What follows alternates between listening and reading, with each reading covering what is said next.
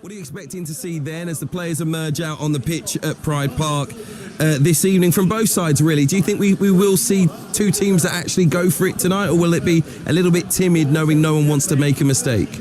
Oh, I hope so. Everyone wants to see goals in the stadium tonight. So, no, I think you're right in terms of looking forward to this game. Both teams will look at it and think, right, this is a brilliant opportunity to pick up 3 points. So I think it's not necessarily going to be massively open from minute dot. You know, they're not going to stitch themselves up, either of these sides. But I do think it's probably going to be quite an aggressive game with both teams not settling for a draw. They'll both want to go for the win tonight. Crowd could make a difference too, I think, this evening as well at Pride Park. The first goal might be massive. So does that put an onus really on Derby County? You think of Jerry Yates leading the line for them as well. Is the onus on Derby to carry the game to Portsmouth? I think it always is as the home team. I think the impetus is always on you. You've got the home fans behind you, and I think you are always the aggressor, or should be at least at home. So I think that will obviously be a case for it. But then, you know, conversely, as I was here for the Sheffield Wednesday game, they went 1-0 up, and then there was actually a bit of a miscommunication between Zetterstrom and Cashin. I mean, don't get me wrong, it was a wonderful goal from Barry Bannon, but no, those two were out of position.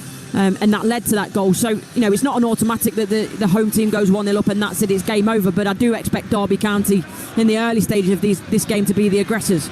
Really intrigued to see how this one plays out. After the utterly ridiculous relegation battle we had last season, every team near the bottom at the moment knows the fight could go right down to the wire.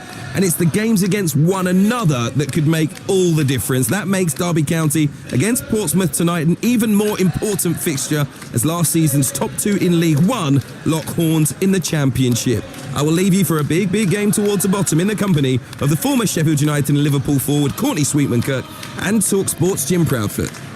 Thank you, and let's have a look at the two teams. 5 changes for Derby, 3 for Portsmouth. There are Rams recalls for Wilson and for Forsyth at the back as they revert to a back 4, which they usually utilise at home. Osborne's back to anchor the midfield. 2 former Portsmouth wingers, Mendes-Lang and Harness, both return. Ward is out. Elder, Phillips, Thompson and Brown drop to the bench. Pompey recall McIntyre in place of Poole, who's not fully fit but is amongst the subs. Dezelle and Lang are back from suspension, having missed that draw with Norwich. Moxon and Lane come back out of the side. It's the same front attacking unit that beat Bristol City 3-0. So Derby, Zetterstrom in goal. Wilson, Nelson, Cashin and Forsyth.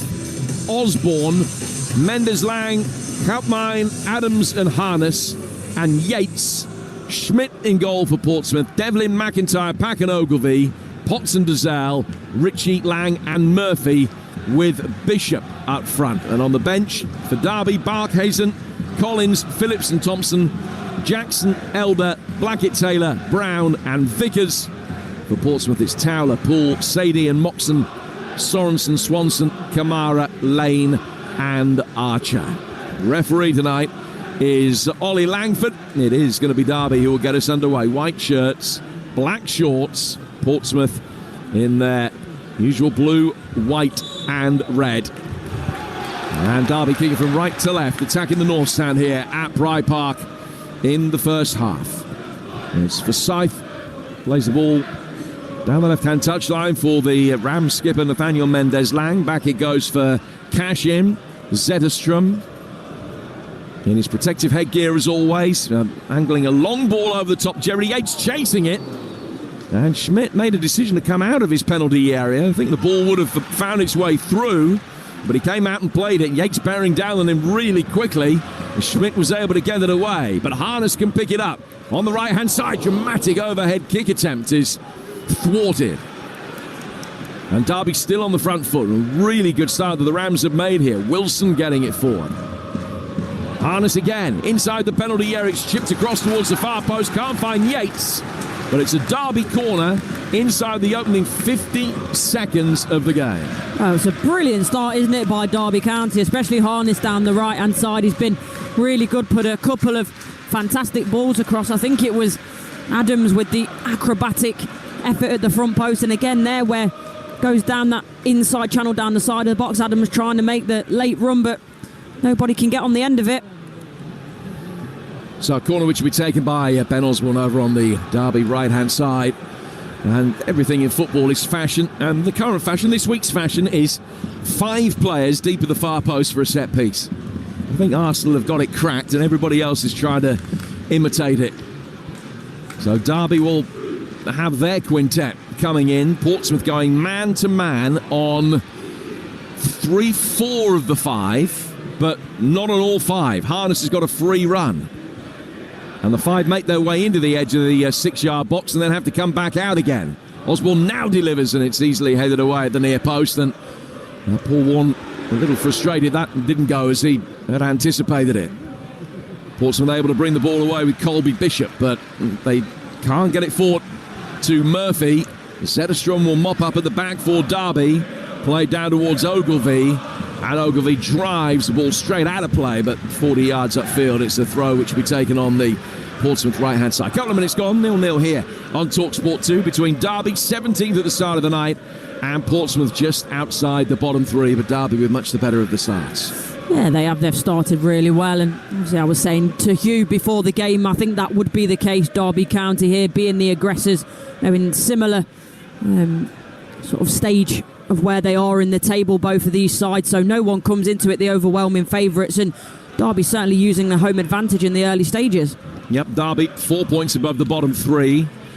Portsmouth above the bottom 3 on goal difference, but they've got a game in hand on everyone and 2 games in hand on most, including the Rams themselves. So they're going to be in a really much stronger position than Derby if they can win here. Yeah, I think that's a really important point you make there, Jim, in terms of how close it is at the bottom as well. 3 teams on 17 points, and Derby County only just on 21. So if they can make that advantage count with those games in hand, Portsmouth, then it's in their favour. But as we always say, you'd rather have the points on the board than the games in hand. Absolutely. And Pompey finding a little bit of form recently. Victories against Preston and Bristol City at home. Away draw at Swansea. Held Norwich at home in the midweek game as well. They've got more defending to do over on the far touchline. Murphy should be able to get the ball away. He's put under pressure there by Adams. Pompey can clear towards halfway. Murphy thought he was fouled. Referee says play on. Helpmine, the Dutchman in the centre of the midfield. Getting the ball out towards the right-hand touchline where Wilson will deliver across. Portsmouth can repel that, but all the second ball being won by Derby County in the early stages. Helpmine trying to get it in, can't do so. Smacked away by Connor Ogilvie towards halfway.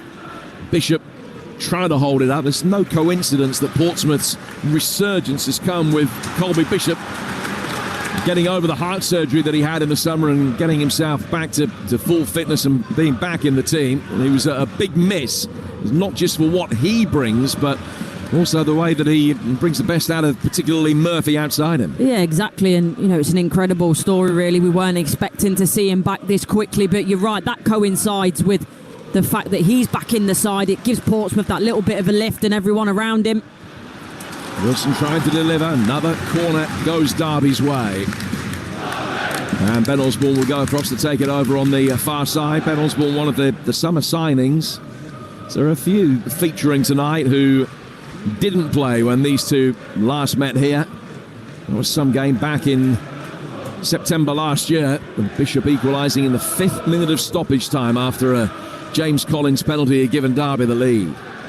Derby's second corner. This time, the 5 ready to attack it. We're almost doing a merry-go-round around the penalty spot as the ball is delivered. The first contact from a Portsmouth player to second, whacked away by Ritchie towards halfway. And Adams is there. He's going to be able to mop up and will just lay it back to his goalkeeper, Zetterstrom. Matt Ritchie chasing after it. And the Swedish international can balloon the ball forward, looking for Marcus Harness. Mendes Lang can pick it up, and he will drive forward. And towards the right-hand side again, with Forsyth has been Wilson, I beg your pardon, has seen plenty of attacking endeavour in the early stages. He's got to try and get back to defend now, because Murphy can bring it forward. Bishop in the middle for him. And he could only pick out Cashin with a first-time delivery. And Aaron Cashin did well to get back in the right position and steer it away. Well, I think Josh Murphy this season, but as of late, it's been brilliant. He loves to get down that left-hand side, and whether it be putting balls across or cutting him himself to try and get the shot off. But it's the first time we've spoke about him tonight. He's barely been in the game, and that's credit to Derby, the way they've started. They've really put Portsmouth under pressure in these early stages.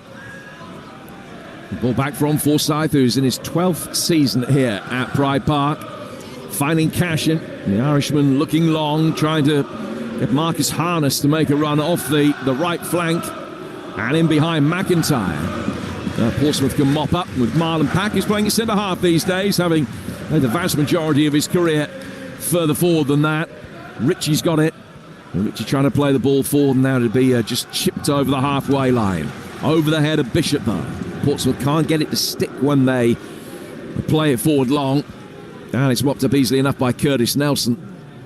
And Cashin's going to be able to side foot an accurate ball through the midfield. Adams coming to meet it, has drawn Pack with him.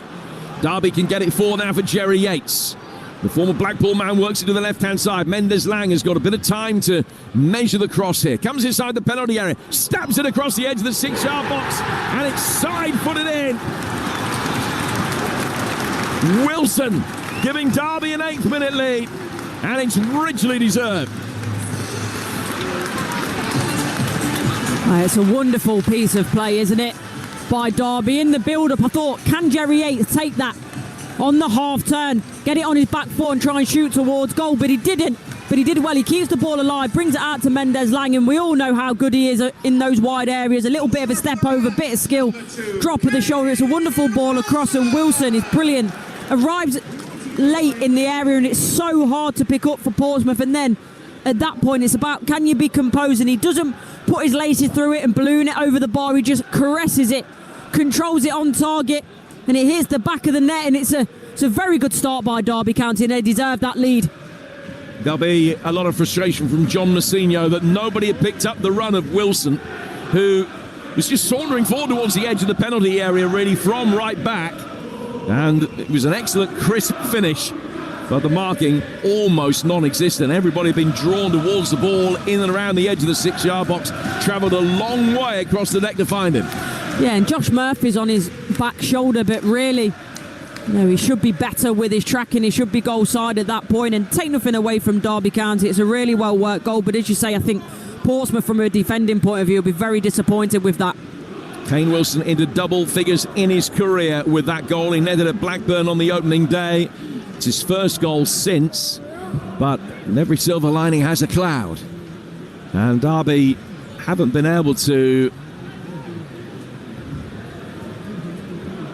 let Portsmouth restart this, because Adams has got an injury problem and has been down inside the centre circle and is making his way down to the near touchline now. I don't know that he's going to be able to continue. He's coming off very gingerly.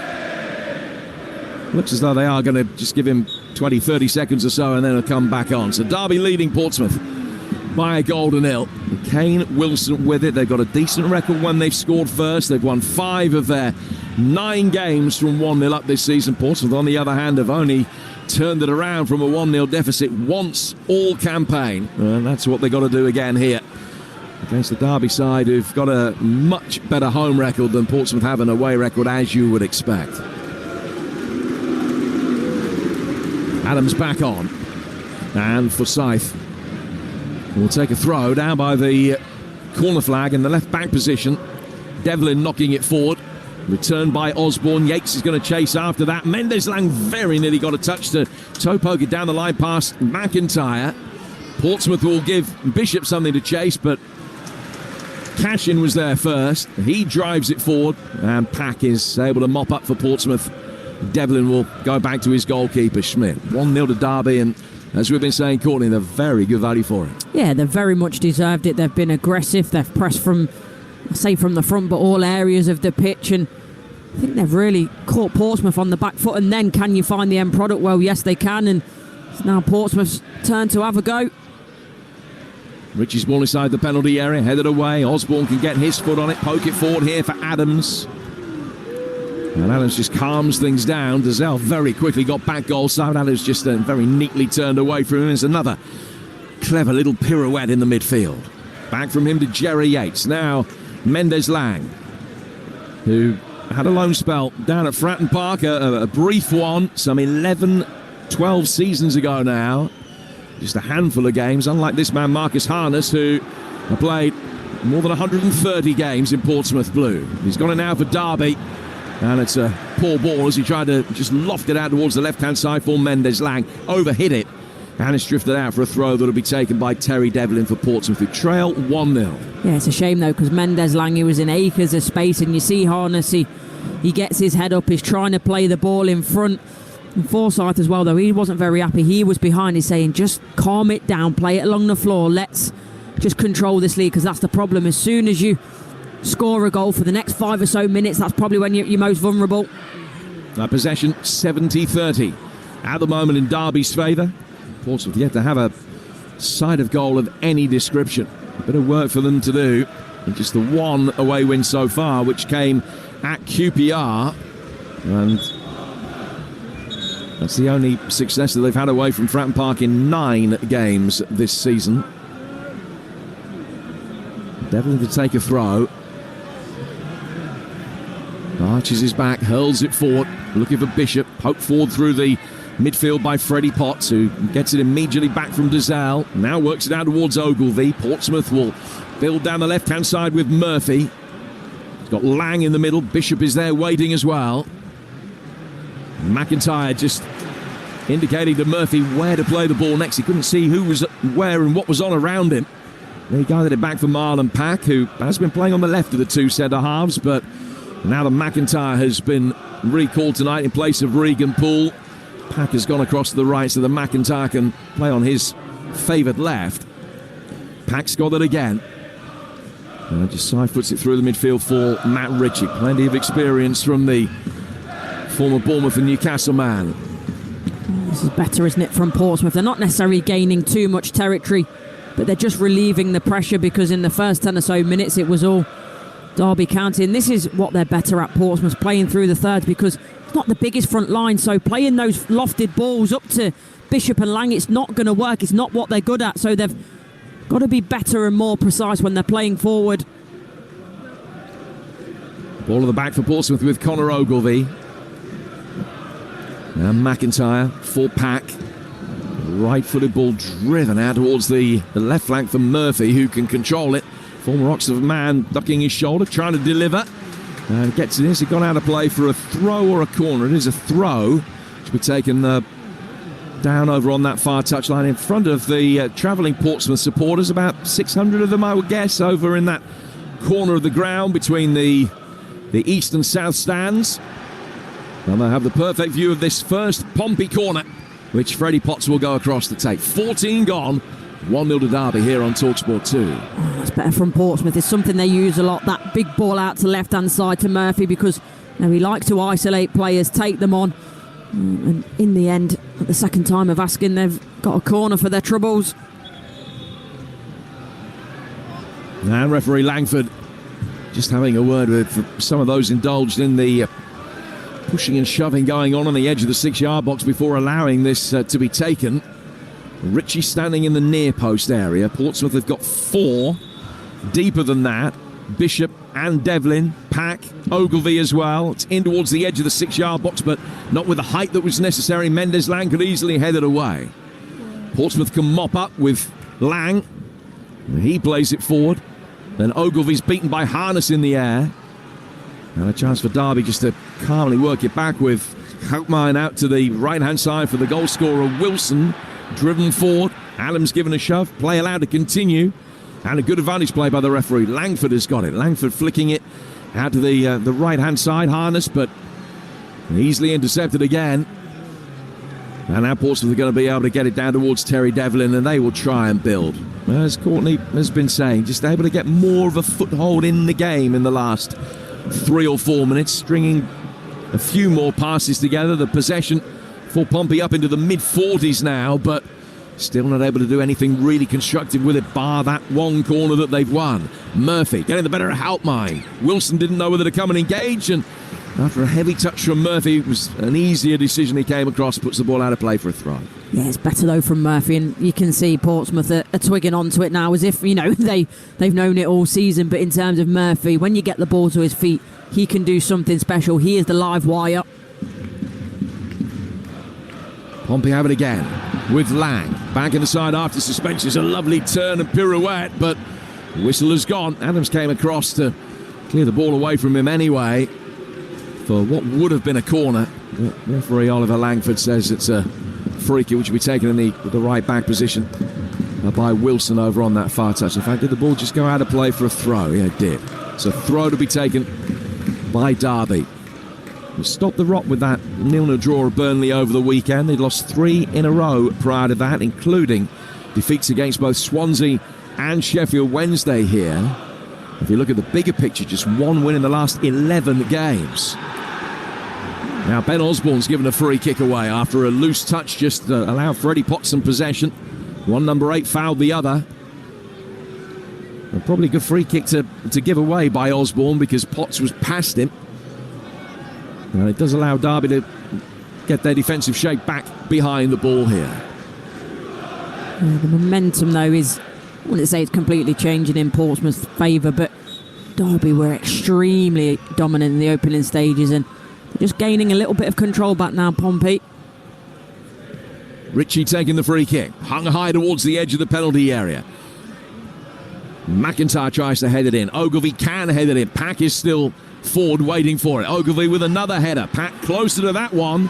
Cashin can get it further away. Another header from Ogilvie. Then he brings it down on his chest. It's claimed that he was pushed over inside the penalty area.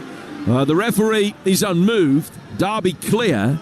And Schmidt will come outside his own penalty area and he will hit another long diagonal ball out towards that Portsmouth left, their favoured passes. Courtney Swingman-Kirk has been saying, and Murphy's got it again. Tries to cut inside, away from Harness. Ball brought down by Potts. Now Marlon Pack has got it at the back. Still Derby leading by a goal to 0, but possession probably since the goal has now been in Portsmouth's favour. Just bring it forward with Murphy over on that far touchline. Ogilvie has made an overlapping run for him, but it's worked the other way towards Potts. Back from him to Pack. Now McIntyre's got it on the edge of the centre circle. Dazelle given the instruction to turn. Fires it forward into the feet of Bishop. Back out towards Murphy again. Bishop and Ritchie both continuing their runs forward, but the ball's overhit. And it's picked up easily enough by Jakob Zetterstrom. 1-0 to Derby. Yeah, it's better though from Portsmouth, and if you're going to play those longer balls, they need to be more like that in terms of down the side of the defender. So whether it be Bishop or Ritchie, Lang, they've got something to chase rather than the long ball that's trying to hit the centre forwards for the build-up play, because, as I say, they've not really got the stature of the players to be doing that, so it's more positive from them. Devlin stops an Adams ball being an effective one towards the edge of the penalty area. And Pack will clear out towards Murphy. Back from him to Ogilvie. Ahead of Dazelle, but just nudges the ball away from Houtmine. And the Dutchman left sprawling on the ground. He's continued his run forward again here, Andre Dazelle. Murphy plays him in. First time ball, far too close to Zetterstrom, who can get his hands behind him and make a comfortable save. No, he's coming more into the game though, Murphy. And, you know, we've seen that. I think it was a goal against Bristol City where it's in a similar position and it's Lang actually, it's moving onto it. It's curling away from the goalkeeper that time, so it's, no, they can tap it in, whereas that one there, it's too straight into Zetterstrom. But in terms of the idea, it's a lot better, and you can feel now that Portsmouth are starting to grow into this first half. It is Derby that lead, though, with a goal from Kane Wilson on 8 minutes, the first that they've scored for 269 minutes, just a few seconds short of 4.5 hours since Ebo Adams had netted against Sheffield Wednesday. Ogilvie has possession over on the far touchline for Portsmouth, who came into this on the back of 2 clean sheets in a row. Well, it is Derby that lead. Thoroughly merited advantage when Wilson scored. Been more of an even contest since then. McIntyre getting it forward through the midfield. Freddie Potts has got it now. Potts will just poke it on towards Ritchie. Ritchie down towards Terry Devlin on the right-hand side. And the Ulsterman whipping it inside the penalty area. And again, Zetterstrom is able to make a very comfortable claim. When they get into that kind of position, Portsmouth, they've only ever got Bishop to try and hit because they can't get Lang in close enough attendance with him. Yeah, and that's something that needs to change in terms of bodies in the box. But what Derby do as well is their defensive line always drops very quickly. Now, you've seen of late, when they're conceding goals, because that defensive line drops so quickly, actually there's normally a massive gap between the defence and the midfield, and that's what teams have been exploiting. And Pompey tend to like that stretch ball round the back line, but I don't think that's going to work today because of how quickly Derby drop. And now they'll push forward again inside the penalty area, and Pack with a diving header, steers it away for a corner. But he had two coming in behind him. It was a vital interception. Another good ball forward from the Rams on the counter-attack, and it gives them their second corner of the night. Yeah, and I think it's Jerry Yates that was one of those, and he's just prowling, isn't he, at the back post, waiting for that ball to come in for a tap-in. He's in a fantastic position, but Pat was in an even better defensive position to see that one away for the corner. Kenzo Koutmijn will go across to take it. So Derby have got Yates right in front of the goalkeeper, Schmidt. And they've got 5 aerial targets just standing just inside the penalty area. Nelson, Cashin, Wilson and Forsyth, all 4 defenders in a line for a moment. Now Wilson peels away. Cashin with a header. Oh, it's in. It's bounced over the man on the line. Free header from the penalty spot. He powered it into the ground. And he wasn't particularly into the corner. But Schmidt left it for the defender, and he took a spiteful bounce, looped up over the man on the line, and in for Derby's second goal. Midway through the first half, Derby 2, Portsmouth 0. Well, it's a really well-worked set piece. We've seen 3 different ones now from Derby in terms of one right at the back stick, the sort of circle jig in the middle for the second one, and that third one there is just a line of players that starts on the edge of the box. They all split into different areas. The ball lands on Cashin's head, and as you say, he's not particularly in the corner, but he does well, rises high, heads it down, which you're always taught to do as a young player. And you're right, it's slightly unlucky for Pompey in terms of it's a vicious bounce, and the defender does so well on the line, you think initially, jumps well, it's in front of him, but just trickles over the head of the defender. It's so unfortunate. I think it might be Lang. There's the one on the line, but no, Derby County 2-0 ahead, and that one may be slightly against the run of play, but they've had some good opportunities and put them in the back of the net. Aaron Cashin's first goal since February, and his 6th for Derby in nearly 150 games for the club. 2-0 the Rams lead. Now Ritchie has been fouled by Mendes-Lang. A young Derby fan in front of us indicates to the referee that he felt that the ball was played. Ritchie had a massive grin on his face, and I would suggest that that also indicates that the ball was probably played as well. Mendes-Lang and Ritchie enjoying a moment, a little smile between the pair of them, but it will be a Portsmouth free kick here that Matt Ritchie will take. Derby defending it with a high line, about 8-9 yards outside their penalty area. There are 9 in that line, everyone apart from Osborne. Ball bent inside the box, looking for Pack. And Derby are going to be able to easily get it away. Osborne will peel out towards the right-hand side. Bishop can't stop him finding a teammate. Then it's worked forward towards Wilson. He ends up on the deck, but play goes on with Ben Osborne turning neatly through the midfield again. Harness sensibly playing the way that he's facing. Goes back for Cashin, but he can work it out towards Forsyth. And now Derby will bring it forward. Kenzo Koutmijn. Forsyth continues his run on the overlap. Lock ball in from him, and Schmidt comes to meet it and gathers it about 8-9 yards off his line.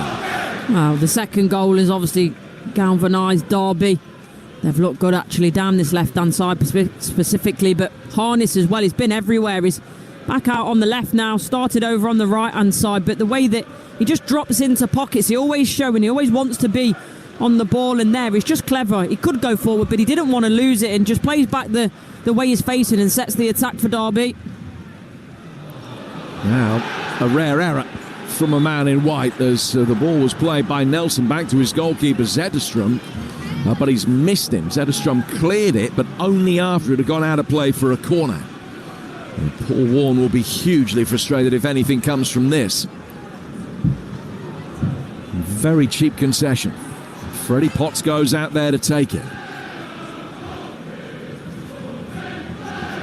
He spots it down.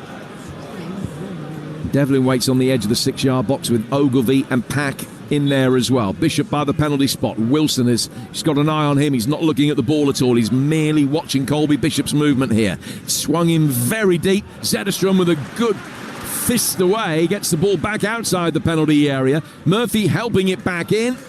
Yeah, that's deflected away by Yates, and out for a throw that Matt Ritchie will come across to take level with the edge of the penalty area. 26 gone. Derby 2, Portsmouth 0 here on Talksport 2.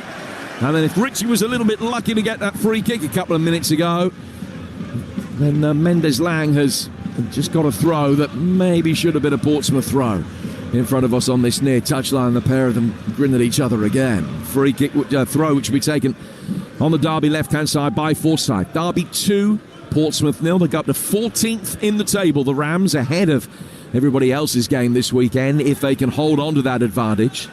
Portsmouth will end the night 21st unless they lose by 5 or more here, in which case they will slip back down into the relegation zone below Cardiff on goal difference. They've won it back here though. Bishop for Lang. Lang's ball across the edge of the box. Murphy coming to meet it, got a touch. Zetterstrom dived to his left, made the save and gathered at the second attempt. And Kane Wilson as well, he was in attendance, so I'm not sure if he maybe gets a little bit of deflection on this to slow this down, but I suppose that's the difference where you see Kane Wilson score the first Derby goal and Josh Murphy's, he's the wrong side, whereas Kane Wilson, that side, is goal side, and it's a vital little touch, I think. Oh, Yates has done really well. Mendes-Lang picks it up on the edge of the penalty area. Right-footed effort from Houtmine. Harness is in there. He can't get a shot in. Marlon Pack sees to that. Goes back out to the Derby right-hand side for Kane Wilson. Close to a third there.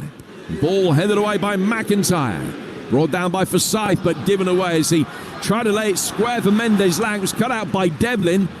His touch was heavy. Now breaks for Mendes-Lang. Backheel flick from him. Forsyth across the edge of the 6-yard box and put in by Adams for 3. What a start this is for Derby County. Portsmouth's defending non-existent. 2 opportunities to get in the way. Neither were taken. And when it's worked through the 6-yard box, nobody's picked up the run of Ibu Adams, who's there to side-foot it in. And Derby are 3 up inside half an hour. Ibu Adams is really well there, arrived in a fantastic area, and that's what he's really good at. Similar goal, actually, against Sheffield Wednesday here, not so long back when I was here with Dance, but this is great build-up from Derby County. There's a couple of times where they maybe are a bit fortuitous. They give the ball away, Portsmouth give it them back. There's a lovely little flick in here from Mendes-Lang, just a little touch on the outside. Ball comes across and Ibu Adams is the right place at the right time to slot it in, but Portsmouth are going to be so disappointed with this. Poor defending. It's the little ball to Forsyth and the little flick that I really love from Mendes-Lang, and McIntyre in that build-up has got his head in his hands because he is so disappointed. And I think it might actually come off Forsyth. Sorry, not Forsyth. Off the defender, McIntyre, from Adams onto him. But either way, it's really good play by Derby County. And here against Sheffield Wednesday, I was disappointed with them. They got the goal in front and they didn't really go and push on. Whereas today, they've really gone for it, gone for the jugular, and they've got the rewards for it. Well, I'm sure it will go down as an Adams goal. The initial shot on target, but Schmidt might have saved it. It hit McIntyre, wrong-footed his goalkeeper. And Derby County have a 3-0 lead. Matt Ritchie winning it back. Ball inside the penalty area from him is volleyed wide by Colby Bishop. That's Portsmouth's first opportunity worthy of the name. It's a difficult one. It's coming across quick. Colby Bishop is past the front post, so to try and get that back across goal is difficult, but I think the fact that they're 3-0 down, they're probably a little bit shell-shocked. I think he panics and he just slashes at it, really doesn't get any control, whereas that one, it just needs to be side-footed back across the goal to try and find the target, but doesn't do that. Has scored in both of his previous games here, Colby Bishop. A man who, coming into tonight, had only lost one of his last 23 games. He's won more than 2/3 of them. I'm not sure he's going to be winning this one. 3-0 down, Portsmouth, through the opening half an hour.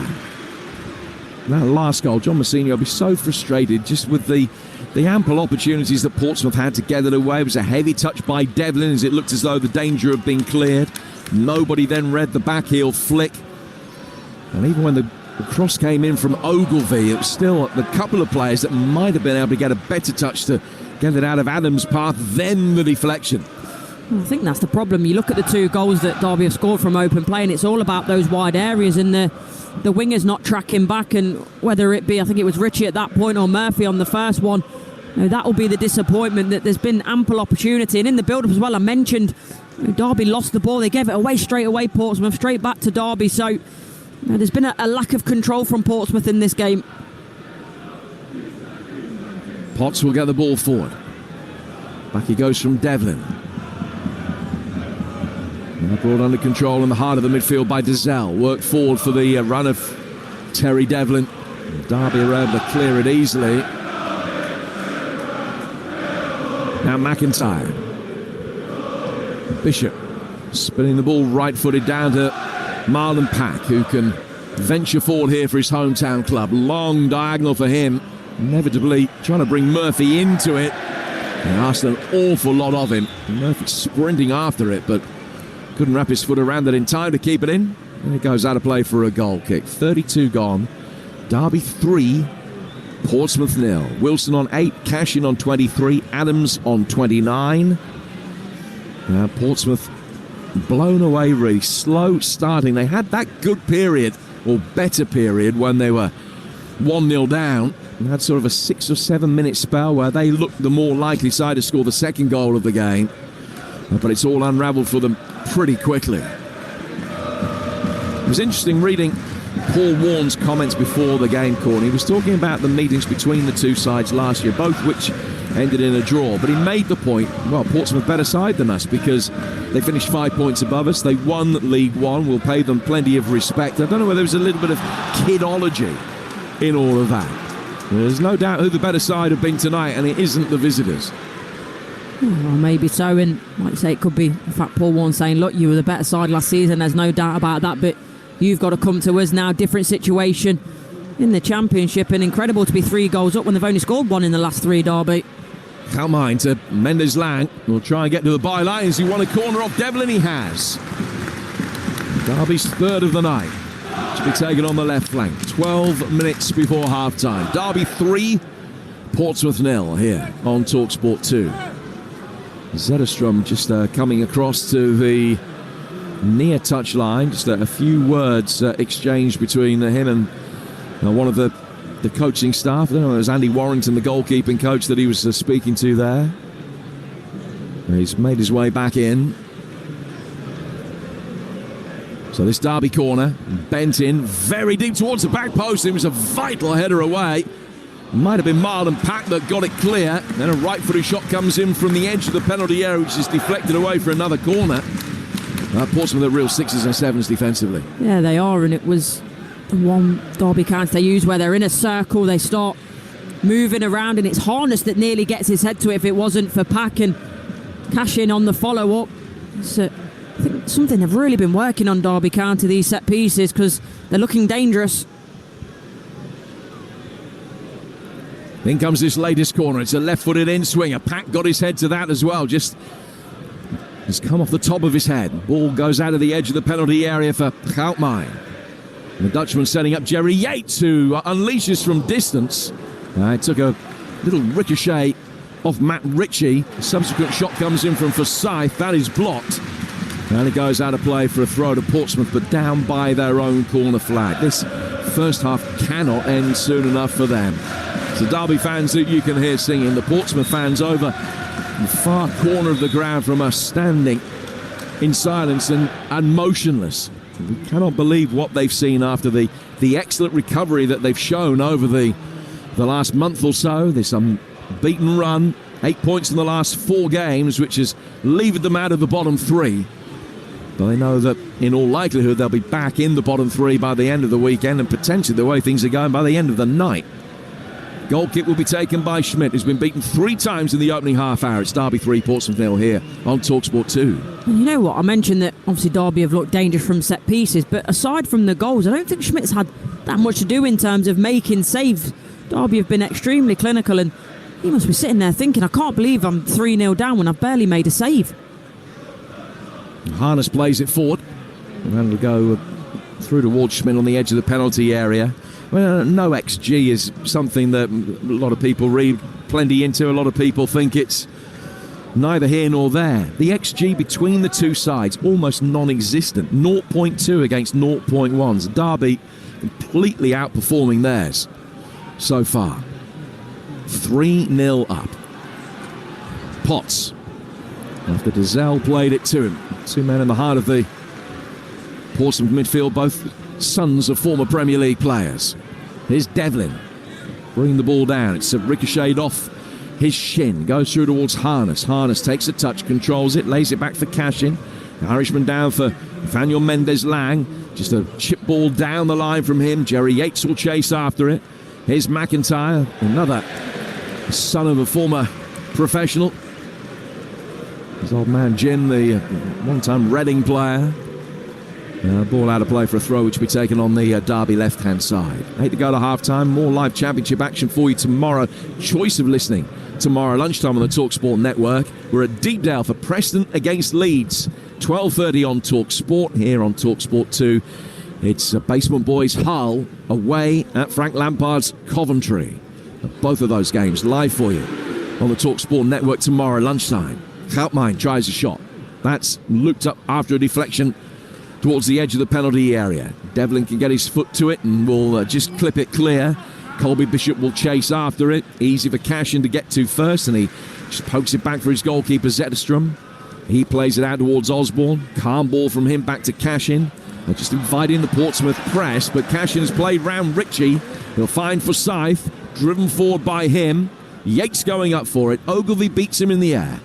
And Portsmouth have got the ball back under control on the edge of their own penalty area again. Yeah, Cashin's been really good today, and he's clever because he's not blessed with the biggest amount of pace, so he needs to make sure that he gets his timing and his positioning right. And so far today against Colby Bishop, who is considerably faster than him, he's done really well. Now here's Bishop again. Man, he scored 24 and 21 goals in his 2 Portsmouth seasons. A couple in his 4 appearances since coming back from summer surgery. But not a sniff of a chance for him tonight. 9 shots to 1 in Derby's favour so far. Portsmouth will bring it forward with Potts. An elegant ball-playing midfielder. He plays it out towards Murphy. Lang making a run ahead of him. Ball thrown inside the penalty area. Left-footed cross, which was overhit and almost sailed over Zetterstrom. He did well to punch it away. Osborne tries to bring it clear. Sliding challenge temporarily wins it back from Devlin. But Derby win the seconds and get it forward towards Mendes-Lang. And he will run at Dazelle, then nudge it forward for Adams' run. McIntyre goes across and follows him every step of the way. Actually does well, he defends it by flicking it off. Adams and out of play for a throw, which will be taken by Portsmouth in the right-back position. 6 to go to half-time. 3-0. Zetterstrom does so well there, doesn't he? Because that ball in from Murphy, it was definitely a cross. There's no doubt about it. Overhits it and has to be smart. And you see how quickly Zetterstrom moves his feet to be able to get into position and make the punch.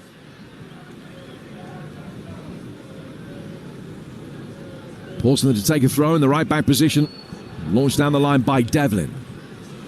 Headed on by Mendes-Lang. Cleared by McIntyre, but straight through the midfield and picked up easily again by Wilson for Derby, the man who got the Rams off and running tonight with the first goal inside the opening 10 minutes. Here's Forsyth. 360th Derby appearance for him tonight. Back from him to Cashin. Forsyth has it again. Now Cashin, the bearded Irishman, down towards Forsyth, and he's just worked the ball off Ritchie. Out of play for a throw. And Matt Ritchie recently scored his first ever Portsmouth goal. He was born in Gosport, just a few miles west of the city. Originally left the club in 2011. And scored his 100th career goal, his first for Portsmouth, some 14 years after he'd made his debut for what effectively is his hometown club. Here's McIntyre. Put under immediate pressure. It's just a hurried fight ball played forward and then returned in kind by Forsyth towards halfway. McIntyre comes to meet that. He and Pack both going for the same ball. There's an angry reaction actually from Marlon Pack. Maybe he gave McIntyre a shout, but McIntyre still came over the top of him to win it. Offside flag is up, so it was academic anyway. And it's going to be a free kick to Portsmouth, which Pack very quickly takes for Tom McIntyre to his left-hand side. 3-0 Derby lead with 4 minutes to go to half-time here on Talksport 2. Yeah, and you know what? I mean, Portsmouth are in possession now, but Derby, they've managed this game extremely well. The last few minutes, they've been really clever. They've played the ball around the back, and they've said to Portsmouth, come on, come and take the ball off us. And in terms of what that does to you physically and mentally as a footballer as well, when you're chasing the game, it's really good game management by Derby, and they are making sure that they're conserving their energy. And where I said against Sheffield Wednesday, they're a bit naive, they didn't push on. So far, tactically, they've been excellent. Now they got possession again. That's an excellent ball forward. Played by Cashin, down towards Yates, who looked across to see if the flag came up. It didn't. He's able to stride forward, hits a shot that Schmidt saves, and then a bouncing effort from Adams is scuffed wide. Could have been 4. It should have been, and it could have been, and I think Yates is desperate for a goal. In terms of his last few games, really opportunity didn't put away. The same against Sheffield Wednesday. He had I think it was an opportunity from about 4 yards out that the goalkeeper saved, and had such a good start to the season. I think he's still the top goal scorer so far with 4 goals, but gone off the boil as of late. Still working really hard, but just needs the ball to go in the back of the net. Yeah, he had that excellent run earlier in the season where he scored in 3 successive games, but as you say, just the 4 for him so far this season. The last time he played against Portsmouth, he did get the winner, though. That was back in his Blackpool days. Here at Derby on loan from Swansea. The ball cleared long. And Curtis Nelson's pass has found Marcus Harness. Harness bringing it under control. Playing it back for Ben Osborne. Now it goes out towards Wilson. Goutmein's got it. Wilson continuing the run obediently down the right-hand side. He was unlucky, just couldn't quite control it before it nudged out of play for a throw that will be taken by Portsmouth left-back Connor Ogilvie. Not just live football here on Talksport 2 tonight. As soon as we're done here in the East Midlands, we're heading down under for day 1 of the 3rd test between New Zealand and England. Live from Hamilton. Series already wrapped up for England. Looking to make it a clean sweep. And Steve Harmison amongst our commentary team down there in New Zealand tonight for the 3rd test, which starts as soon as we're done here at Pride Park. It could be argued that Portsmouth pretty much already done. Ball over on the Derby right-hand side. Harness using the full length of the pitch, trying to trick his way through, and he ends up his touch is the one that has just taken it over the line and out of play. And it's going to be a goal kick which will be taken away to our left-hand side by Nicholas Schmidt. Spots it down. 90 seconds to go. There's going to be a little bit of time to be added on because Adams, in the immediate aftermath of Derby's first goal, required a little bit of treatment. So the game was stopped for a couple of minutes then. But apart from that, I don't think there'll be any more time to be added on. Long ball forward from Schmidt. Bishop punches the ground in frustration that the referee didn't give him a free kick. Mendes-Lang can pick up the seconds upfield and will take it on. He's away from Potts. Right-footed effort and comfortably claimed at the near post by Schmidt. That was out of nothing from Derby County. Long ball forward. In terms of the first one, Portsmouth deal with it well, but the second ball, Mendes-Lang is the only other Derby player up there. There's only 2 up there. He's got no right to get to this ball first, but all the Portsmouth players, they don't react. They're not on their toes. They're all on their heels, and it's a good opportunity for Mendes-Lang that you could argue probably should do a little bit better with his quality. Paul Warne able to indulge in a little bit of rotation during the week. He left the likes of Mendes-Lang out for that trip to Burnley, but recalls the captain tonight. He's actually playing in a 95th successive league game. Mendes-Lang, not all as starters clearly, but 95 in a row is a good effort. 3 minutes of added time. 3-0 the lead for Derby. Pack playing it forward. Dazal. Telegraph pass somewhat towards Callum Lang. It was easily clear. Portsmouth just haven't been able to get Lang into the game at all. Here's Pack again. Devlin to his right. Ritchie further out towards the right flank. The Scottish international picks it up now. Ritchie taking another touch and then checks. Works it back onto his left foot. Potts getting it away from the sliding Adams. Dazal to his left-hand side for Ogilvie. Now Murphy with another opportunity to bring it forward. And we'll try and take on Forsyth on the outside. The ball in, and Bishop heads it wide. It's the first opportunity, really, where Josh Murphy has done well, beat his player, and then got a ball in the box that someone can compete off. The balls that have been in so far have been too close to Zetterstrom, but unfortunately for Bishop, I just see him, he's just replaying it in his head. He just can't angle the header towards goal on target. Has scored against Preston and Bristol City this season, Colby Bishop. Well, the first half chance has been created for him so far tonight. We're midway through those 3 additional minutes of the End of the first half here on Talksport 2. Derby leading Portsmouth by 3-0. This is actually their longest period now without having scored a goal in this game. Ritchie played forward towards Bishop. His first touch takes it back inside his own half and almost into trouble.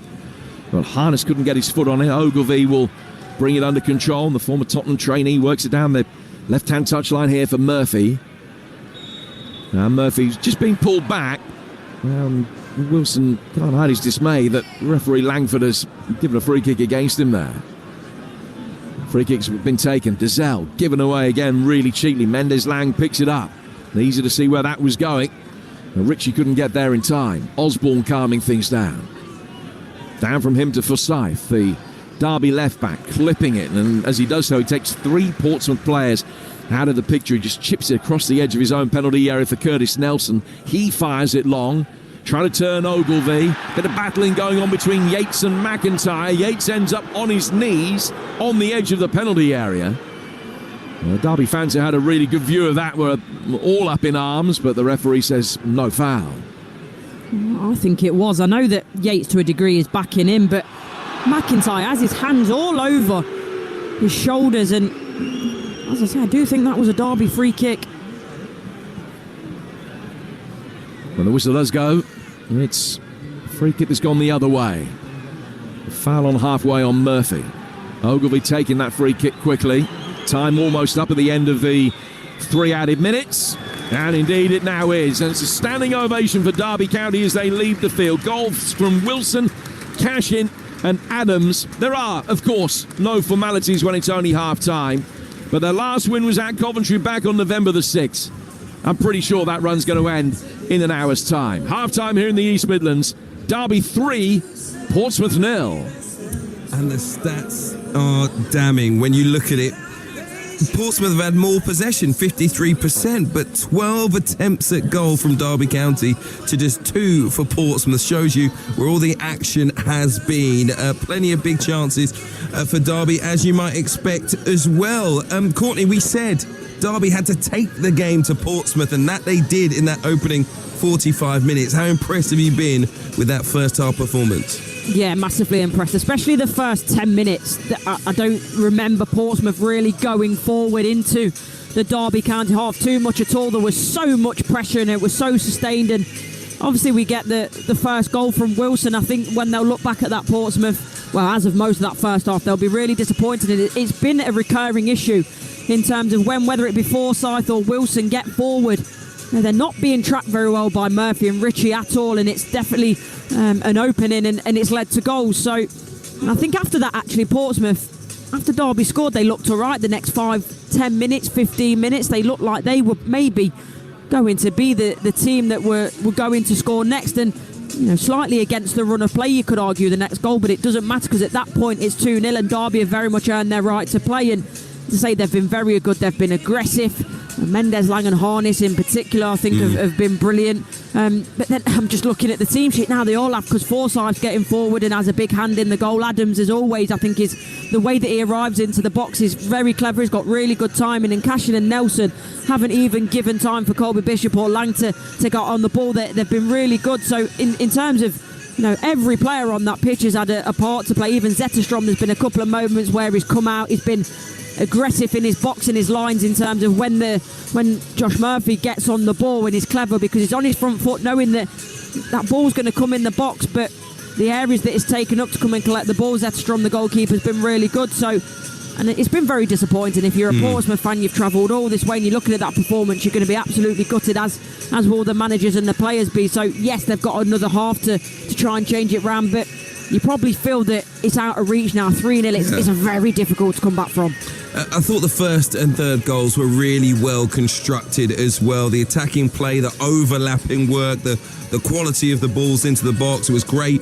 Well, it was great wing play from Nathaniel Mendes-Lang for both of them, really, although he doesn't get the assist for the third one. It was the pass before the assist, but the assist for the opener for Wilson, absolutely brilliant pick out towards the back post and sandwich in between the two of them, a goal that really Portsmouth will be disappointed with a free header for Cashin. I get it, he heads it into the ground. Maybe it's fortunate that it does bounce up into the roof of the net, but he's virtually unchallenged, makes virtually no run, just stays in the middle of the goal, holds his position and gets his goal. Well, how do you look at the goals, I guess, from both teams' perspective? Well, you're right. I think, in terms of the either side of the set piece, the goals for Derby in terms of those wide areas have been really good. Forsyth getting forward and Mendes Lang as well, the cheeky little flick in there, and it's about arriving in the box in the right areas at the right time, and Derby have done that really well. They're flooded in the box, whereas conversely, the little chances that Portsmouth have at the other end, the ball's come in the box and there's maybe only been Colby Bishop in there, maybe Lang locking off the edge of the box at best, so that's been the difference. And you're right in terms of Cashin, it was a free header, but I think if you watch the set pieces back, it's obviously something Derby have been working on, because they've had a real variety of what they've done, whether it be loading the back post area. There's the one where it's almost like a line in the edge of the box and they all disperse into different areas, and the one that I think when I was playing we almost used to call it the merry-go-round. It's a circle and everyone moves around then a circle and then again disperses in different areas. So it's obviously something that the Derby County have worked on. As I say, when I was here not so long back, nearly a week back, just over now, for the game against Sheffield Wednesday, they certainly didn't have that variety in their set pieces, so that's paid dividends. But again, it's something that Portsmouth will be really disappointed with.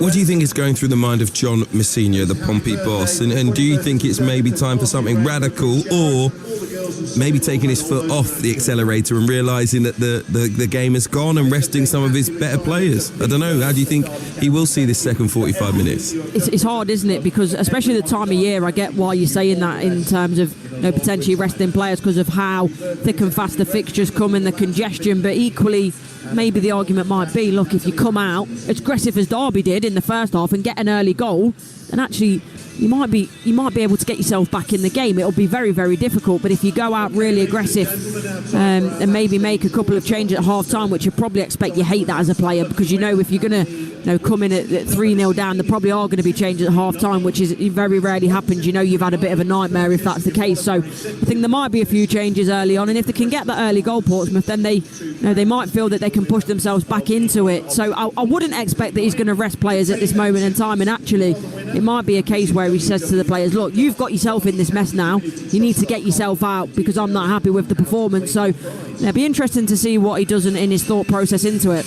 It is a long, long way back for Portsmouth. Courtney Sweetman-Kirk, thank you very much. We'll be back with Courtney and Jim Proudfoot very shortly for the second half at Pride Park, where the home fans are very happy indeed. Derby County well on their way to moving 7 points clear of the relegation zone. At the break, after a stunning first half, it's Derby 3, Portsmouth 0. NFL fans, there's a new way to watch your favorite teams. Feliz Navidad. What a day for football, baby! On December the 25th at 5 p.m. GMT, the Christmas games will stream live on Netflix. And it's good! Your Christmas day will be complete with the Kansas City Chiefs versus the Pittsburgh Steelers and the Baltimore Ravens versus Houston Texans, live on Netflix. You won't want to miss it. Unwrap the Samsung Galaxy S24 Ultra and save £432 with Photo Assist. Hold on, Photo Assist? Yeah, Samsung's Photo Assist for editing everything. Could I resize our Christmas tree? And I could move me dog into frame. You got it. Now every festive shot can look epic. All on the UK's best network for 11 years. No wonder tech lovers choose EE. Offer ends 17th of December. Savings across contract. Eligibility, credit check and terms apply. Credit by EE Limited. Verify best network at ee.co.uk/claims. If you're in the trade, you need workwear that works as hard as you do. Port West Protective Workwear is designed to provide total protection and maximum comfort for trade and industry specialists. With award-winning product innovations, Port West only uses world-class stretch or protective fabrics, trims and technologies, meaning our products are built to last. Port West's design team also ensures that the products look as good as they perform. Port West. Workwear that works overtime. Find out more at portwest.com. TV Mag, free inside the sun. Grab a pen and sit down to plan all your festive fun. Oh, TV Mag, double issue size. Grandad snorts through Strictly after eating 10 mince pies. Hey! Could be crackers to spend a fiver on the Radio Times this Christmas when you can get a free TV mag with The Sun. Get your 120-page double-issue Christmas and New Year TV mag this Saturday in The Sun. We're reaching a dramatic climax to the festive season. She's checked out the Christmas tree formation. The kids' presents are there. But where's the husband's gift? Is there still time? She's looking at skullshaver.co.uk. Will it be the silver, the platinum, or the gold Skullshaver Pitbull Pro? He wants a close shave, and let me tell you, it doesn't get closer. She strikes, and yes, she's bagged a winner. Maybe he'll buy her a Skullshaver Butterfly Pro and make her feel like a lioness. Get to skullshaver.co.uk today. If you love football, What a goal! and if you love darts, Yes, double 12! and if you love Christmas, then you'll love Football Dartsmas, the new festive season of sport on Sky Sports. Absolutely brilliant. Get over 200 football games live, plus every match from the PDC World Darts Championship, starting Sunday the 15th. Christmas has come early. Merry Football Dartsmas from Sky Sports. Available with no contract on now. 18 plus, UK only broadband, 2.5 megabytes per second required. Talksport 2, official broadcast partner of the Premier League and the English Football League. Only one radio heavyweight brings you unbeatable, canvas-thumping coverage of the biggest bouts in world boxing. Talksport. Go the distance with unparalleled ringside commentary of the biggest boxing showdowns. Unbelievable stuff at the Manchester Arena! With 2 tough-talking boxing shows, Fight Night and Fight Night Extra. The fight starts now! Plus, get total knockout content on our world-class boxing podcasts and dedicated YouTube channel. Swaggering, full of confidence. Available now, and it's all for free. Talksport and Talksport 2, your home of boxing. It's the totally immersive football experience. Right, put it on! What a goal! EFL Live on Talksport 2. Mendes Lang has got a bit of time to measure the cross here. Comes inside the penalty area, stabs it across the edge of the 6-yard box, and it's side-footed in. And it hits the back of the net, and it's a very good start by Derby County, and they deserve that lead. Now Wilson peels away. Cash in with a header. Oh, it's in. It's bounced over the man on the line. Free header from the penalty spot. He powered it into the ground. Now breaks for Mendes Lang. Backheel flick from him. Forsyth across the edge of the 6-yard box. And put in by Adams for 3. What a start this is for Derby County. Portsmouth's defending non-existent. They've really gone for it, gone for the jugular, and they've got the rewards for it. What a first half from Derby County at Pride Park. 3-0 up inside 29 minutes thanks to goals from Wilson, Cashin and Adams, and currently cruising towards victory over Portsmouth, barring something utterly miraculous in the second 45 minutes. That will be with you very shortly here as your live and exclusive EFL action continues on Talksport 2. And the festive football keeps on coming tomorrow afternoon here on Talksport 2. We'll have live and exclusive Premier League commentary from 3 p.m. as strugglers Everton take on Arsenal in North London. Now, ahead of that game, Everton boss Sean Dyche says morale is high around the club despite his side sitting just 5 points above the drop zone. Yeah, the mood hasn't been bad, to be honest. It's, we've had some tricky times, but this club's, had some tricky times since I got here. There's been some really tough challenges. There's still more to come because of the nature of where we are and the noise around the place. So I think all it does is reinforce, actually, rather than build it, it just reinforces the good feel, the good work that the team, the staff, the way that we look after each other in this place. It just reinforces that. When you win it, it adds to that feeling. It adds to the, as I said, reinforces and strengthens the feeling of a group and the connection that's important in a team. And I think that's what it does. And a reminder as well, it reminds everyone we can score goals, we can be active, we can be, play well. We are allowed to, free ourselves up from the noise and take it on. And I think that was a good reminder. But no, the strength of the group has been on show since I got here, and they've been through some big challenges and still going and still fighting and still working hard. while Sean Dyche and Everton head to the Emirates tomorrow. It would be a huge shock if they can take all 3 points and a big dent to Arsenal's title hopes. Faye Carruthers with you for that one. Commentary comes from Ian Danta and the former England striker Dean Ashton. And we also have more live sport here on Talksport 2 this evening, because once we're done at Pride Park, England are within one test win from an astonishing clean sweep over New Zealand. Day one action comes to you right here. Our team will be live on the Talksport Cricket YouTube channel in half an hour's time from 9:30 before they pick up the coverage here just before 10 p.m. ahead of the first ball of the day. Talksport Scott Taylor caught up with the England bowler Bryden Carse. Bryden, very well played. 25 test wickets since your start of your career in 5 tests. Can you imagine it's gone any better for you? Oh, of course, the last couple of months have gone amazingly, and to top it off today with another win and winning the series is a pretty special feeling. And what's it like coming into this environment? Because we saw you come in, succeed, we've seen Jacob come in, get some runs. So what's it like being around this group of Ben and Baz? It's amazing, yeah.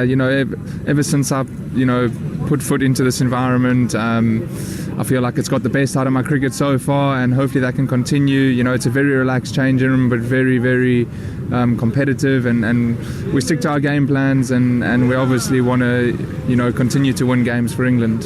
And what's been the key for you over the last 12 months to get to a point where I imagine you've worked most of your life to get to international cricket? Now, what has been behind that sort of hard work over the last 12 months or so? I think, just never looking too far ahead,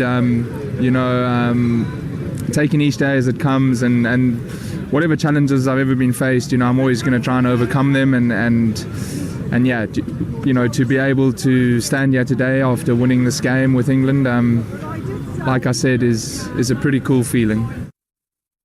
Bryden Carse, part of the England team there, speaking to TalkSport's Scott Taylor. Remember, 9:30 on the TalkSport cricket YouTube channel for all the build-up. And, of course, the first ball of play will be here live on TalkSport 2 from 10 p.m. And after the day's action, you can check out the following on podcast with exclusive interviews, both England and New Zealand players shortly after play comes to an end, as well as highlights of the action and insight from our team as well. And remember, Monday afternoon, our coverage of the PDC World Darts Championship starts as well. So plenty of live sport coming your way across the TalkSport network throughout this festive period. Let's head back to Pride Park, where the second half is just about to get underway. Portsmouth, I wonder, will they make any changes at the break? I posed that question a few moments' time. We'll find out very shortly. Lots and lots of work for Portsmouth to do. They trail Derby County by 3-0. Your commentary team, the former Sheffield United forward Courtney Sweetman-Kirk and TalkSport's Jim Proudfoot. Well, John Mousinho's made 2. He might have wanted to make 3 or 4. Straight swapper right back, Zach Swanson in for Terry Devlin. And Josh Murphy, I beg your pardon, has been hooked as well. And he is replaced for the second half by Christian Sadie. It will be Portsmouth that will get us underway. Blue shirts, white shorts, red socks, mountain to climb. They're kicking from right to left towards the north stand here at Pride Park. Yates making his way forward as the ball was laid back for Schmidt. Just a little collision between him and Ogilvie off the ball. This is how the two sides line up. Zederstrom in goal for Derby, Wilson, Nelson, Cashin for Scythe, then Osborne, Mendes-Lang, Koutmine, Adams and Harness, and Yates up front, Wilson, Cashin and Adams with the goals inside the opening half hour. Portsmouth, Schmidt in goal. Now Swanson, McIntyre, Pack and Ogilvie, Potts and Dazelle, Richie Lang and Sadie and Bishop. What are your thoughts, Courtney Sweetman-Kirk, on the double change? Yeah, I mean, for Josh Murphy, I'm not surprised. Wasn't great defensively. Didn't offer too much going forward as well. We used to his quality of cutting in, getting shots off, scoring goals, good balls in the box. We didn't see that today. I think Devlin, maybe might be slightly unlucky, because for me it was both the wingers in Murphy and Richie that weren't giving enough support to their fullbacks. So, but you can understand changes, and you need to do that at half time for me to try and get back in the game early, because with 3 goals to claw back, you've got to try and get a goal early in this second half. Yeah, it's a difficult one, I guess, as far as John Mousinho is concerned, because Murphy is such a good attacking outlet, and yet defensively he's been completely off the pace tonight. And as you say, he'd lost the runner, Wilson, for the first goal. It was Murphy's number that got put up when the changes were made, but he is out there. I think he can count himself quite lucky, to be quite frank, to be out there, as I mentioned. You know, both in and out of possession. He hasn't been good at all.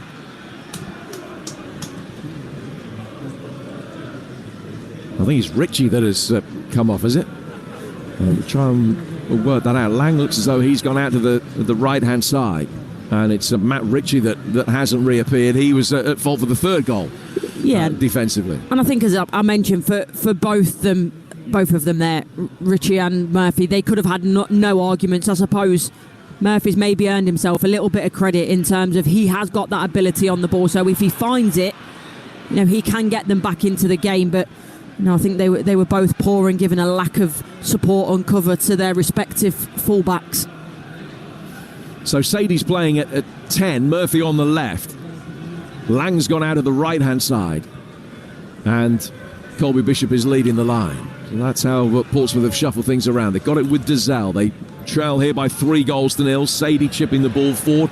Murphy had stopped, wanted it into feet at a relatively square pass. Sadie had just chipped a diagonal ball forward and it rolls straight out of play for a throw that Derby will take on the right-hand side. You know, they haven't won here since October the 5th when they beat Queen's Park Rangers. 6 games without a win in all competitions, home and away. Just 1 win in the last 11, but set fair here unless there's an extraordinary comeback from Portsmouth. Sadie flicking it to his right-hand side. Here's Lang trying to supply him with the return ball. Dazal poking it forward, almost. Sadie able to flick the ball round the corner for Colby Bishop. Now Derby will get it forward. And Pat knew that he wasn't going to get there ahead of Mendes Lang. That's a former Portsmouth man bringing the ball forward up the left-hand side. The current Portsmouth man gets it away. Ends up on the deck. Play goes on. It's driven back towards the penalty spot. Laid back for Yates. Read by Potts, who was in the right place for Portsmouth to be able to bring it away. They still trail by 3-0. And Ogilvy's going to be able to get the ball forward. He's telling Murphy to make a run past him. Murphy resisted the temptation to heed those instructions. And it's a more conservative build-up from Portsmouth as they go square through Dazal and now to Potts. Down again towards Ogilvy. Murphy chasing after it, trying to get to goal side of Wilson's defending that really well. And the ball goes out of play for a goal kick that Zederstrom will take. We play 49. It's Derby 3. Portsmouth 0 here on Talksport 2. Yeah, Wilson, you're right, does really well there. He knows that it's probably not going to match Murphy for pace, but the way that he gets his body across and uses obviously the end of the pitch as well just to shepherd the ball out was really clever. And I think Derby now, they know this first 5 or 10 minutes it's going to be about Portsmouth being aggressive, coming out, trying to get that early goal that I spoke about. So if they can manage that, I think you've seen it. They're not too expansive forward because they don't want to get caught out in the transition. So it's just about managing that 10 or 15 minutes, not conceding, and then they'll feel they'll be in cruise control again. Hasn't been a happy hunting ground this for the visitors. They've only ever won here once. And that was when Mark Birchall scored the winner back in 2002. It's one of only 2 wins they've had in Derby in 57 years. I don't think they're going to be extending that run tonight. The ball is cleared by Cashin towards halfway. And the second ball won by Osborne, who will fire it forward. Mopped up at the back, though, by Schmidt. He plays out to Pack. A neat turn in the midfield by Freddie Potts, who will go back for McIntyre. And Ogilvy takes a touch. And the bold-headed left-back just works it square for McIntyre, and now down towards Marlon. Pack again.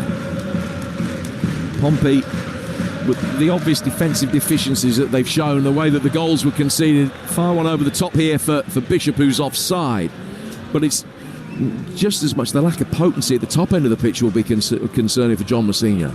Yeah, you think of what Zetterstrom has had to do. It's little to nothing, really. I can't remember him having to make a meaningful save. It's just about him being proactive, coming out, collecting balls, poor crosses into the box. And I think there was one where he did really well from a corner, but aside from that as well, you're right, the lack of potency.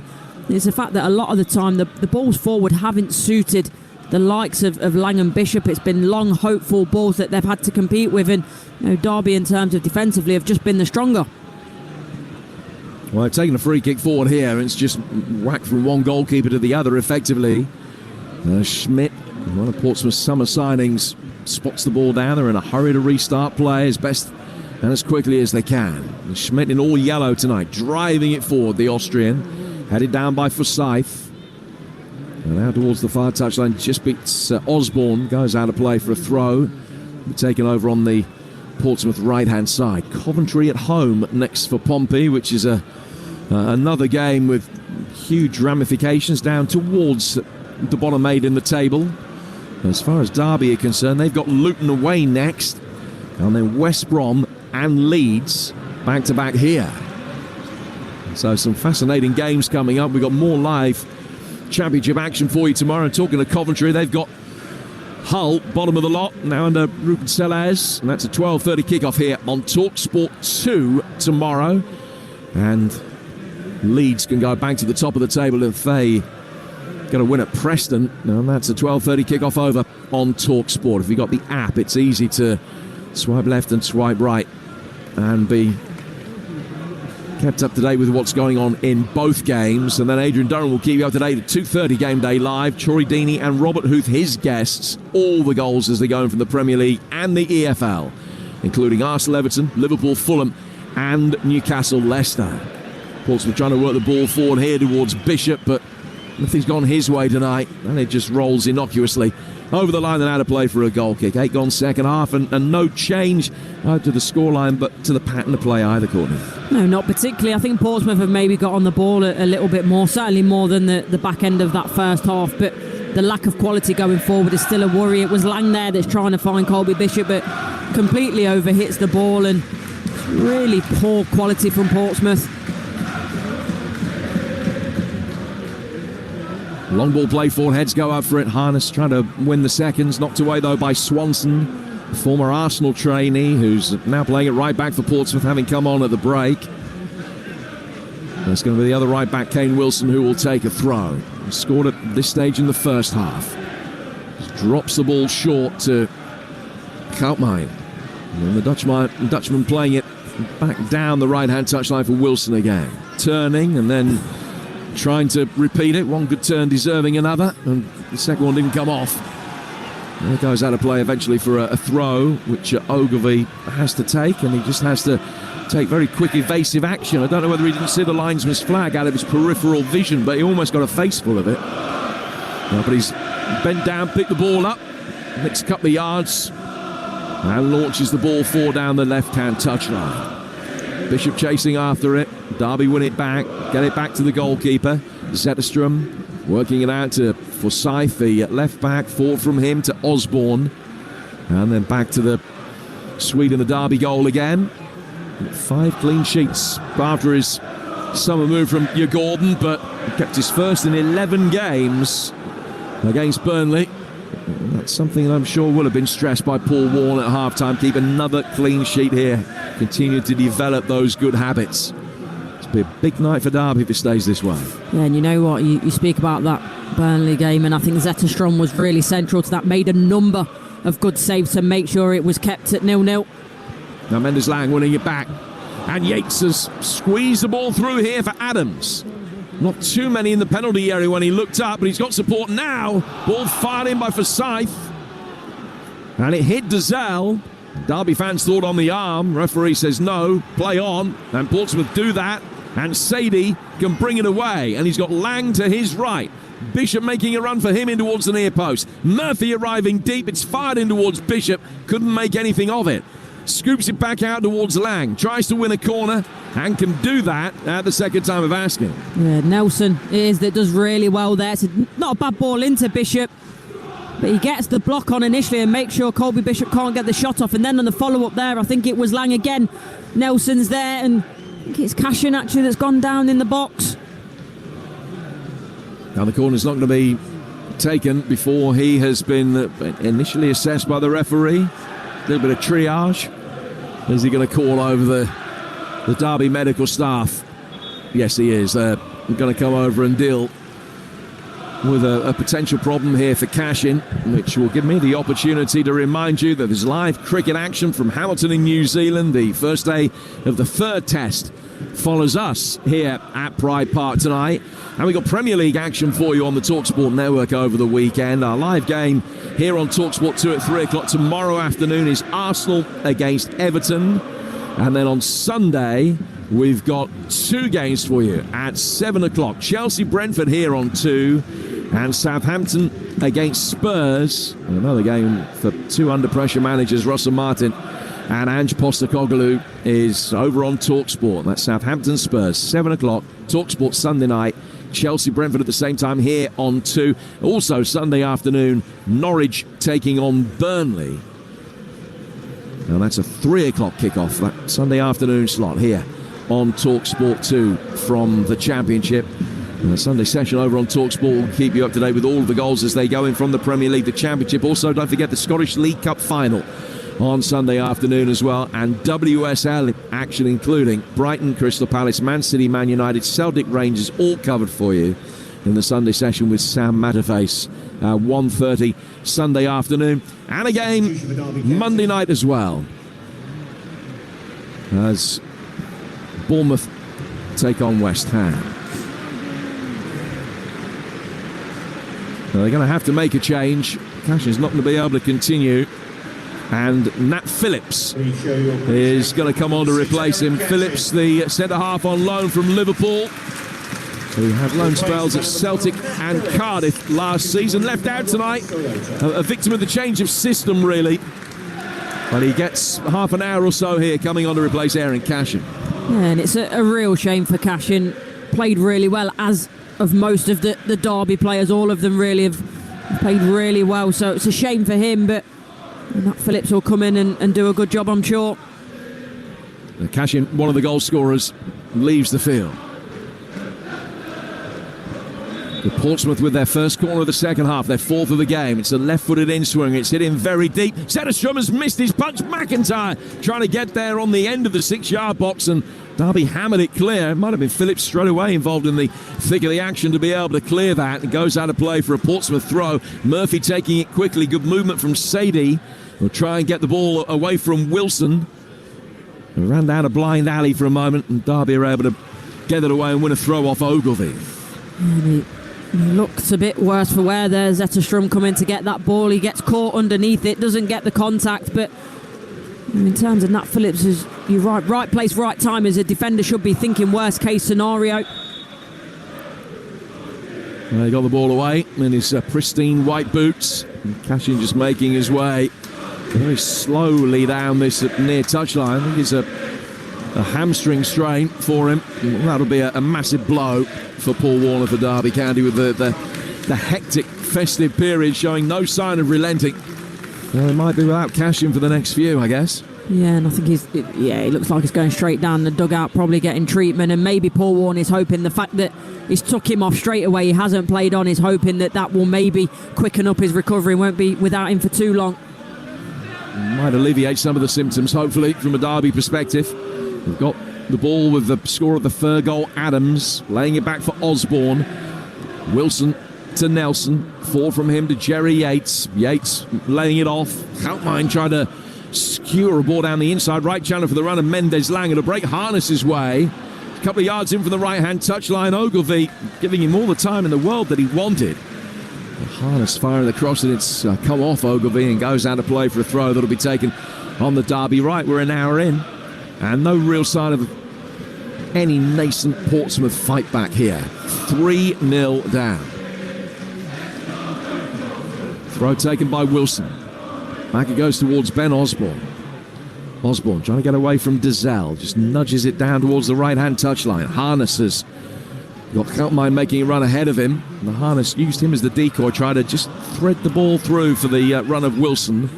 But it's cut out and goes out for a throw that'll be taken by Portsmouth in the left-back position with Connor Ogilvie. Derby County, the fans, the players will be looking up now at the scoreboard. Just ticking into 16 minutes gone, they'll be thinking, right, that's a brilliant work for us, the fact that we knew that Portsmouth were going to come out in this second half, so we've got this far without conceding, and I think you can see the pressure is relieving a little bit. Derby starting to get on the ball a little bit more, so that's the sort of first, I would say, hurdle out of the way.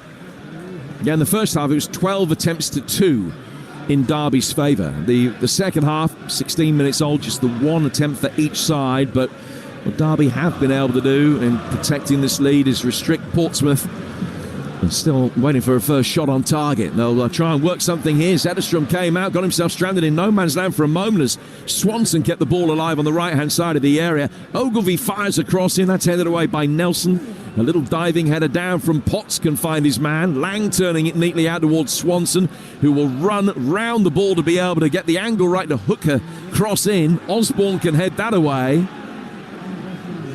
Portsmouth will try and come again with Ogilvie. Ogilvie down towards Murphy. He's coming in off the left-hand touchline.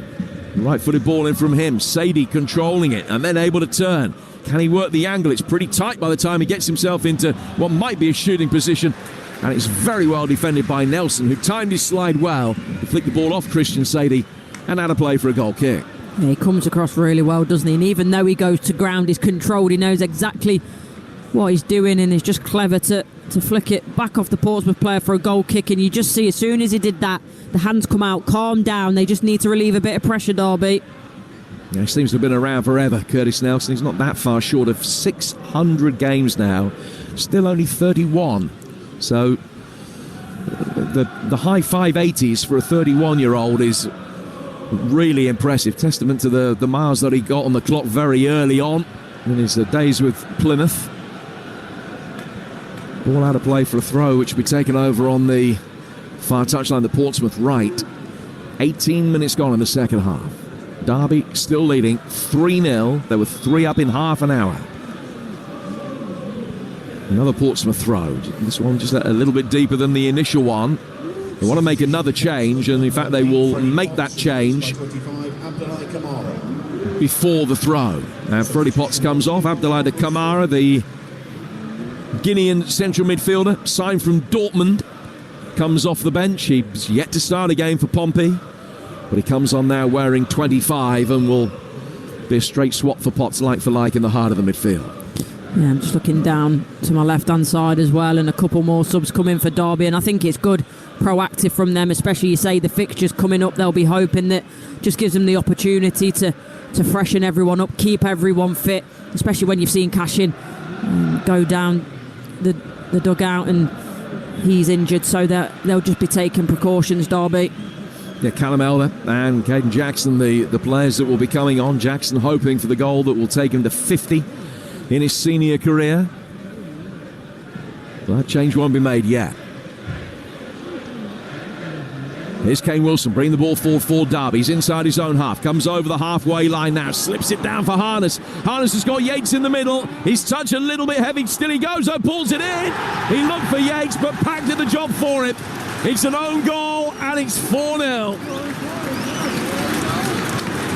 Well, for me, this is a brilliant run from Nelson, and no wonder he's going behind the goal and taking the applause, because he does so well. First of all, when he's driving with the ball, he takes his time, he waits for the defender to engage him, because he knows as soon as he does that and he plays it, that means that Harness is in acres of space, which he is. And I think actually the first touch is really good, drives into the box. The second one, he slightly overruns it, and I think, can you play that to Yates earlier? He doesn't. As I say, the heavy touch he can't, but then he knows that he just needs to keep driving into the box.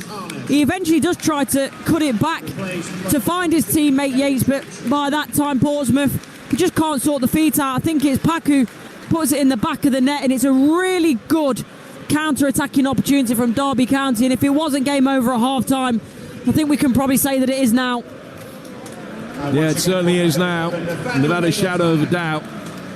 And Derby will use the break before the kick-off to make a double change. They've taken the two wingers off, Mendes Lang and Harness, two former Portsmouth players, and they're replaced by Callum Elder and Caden Jackson. Derby 4, Portsmouth 0, 20 minutes into the second half. And Marlon Pack, the player, steering the ball into his own net. And the first own goal he scored for nearly 7 years. And Harness leaving the field on a high. It's just one of those for Pack. It's difficult.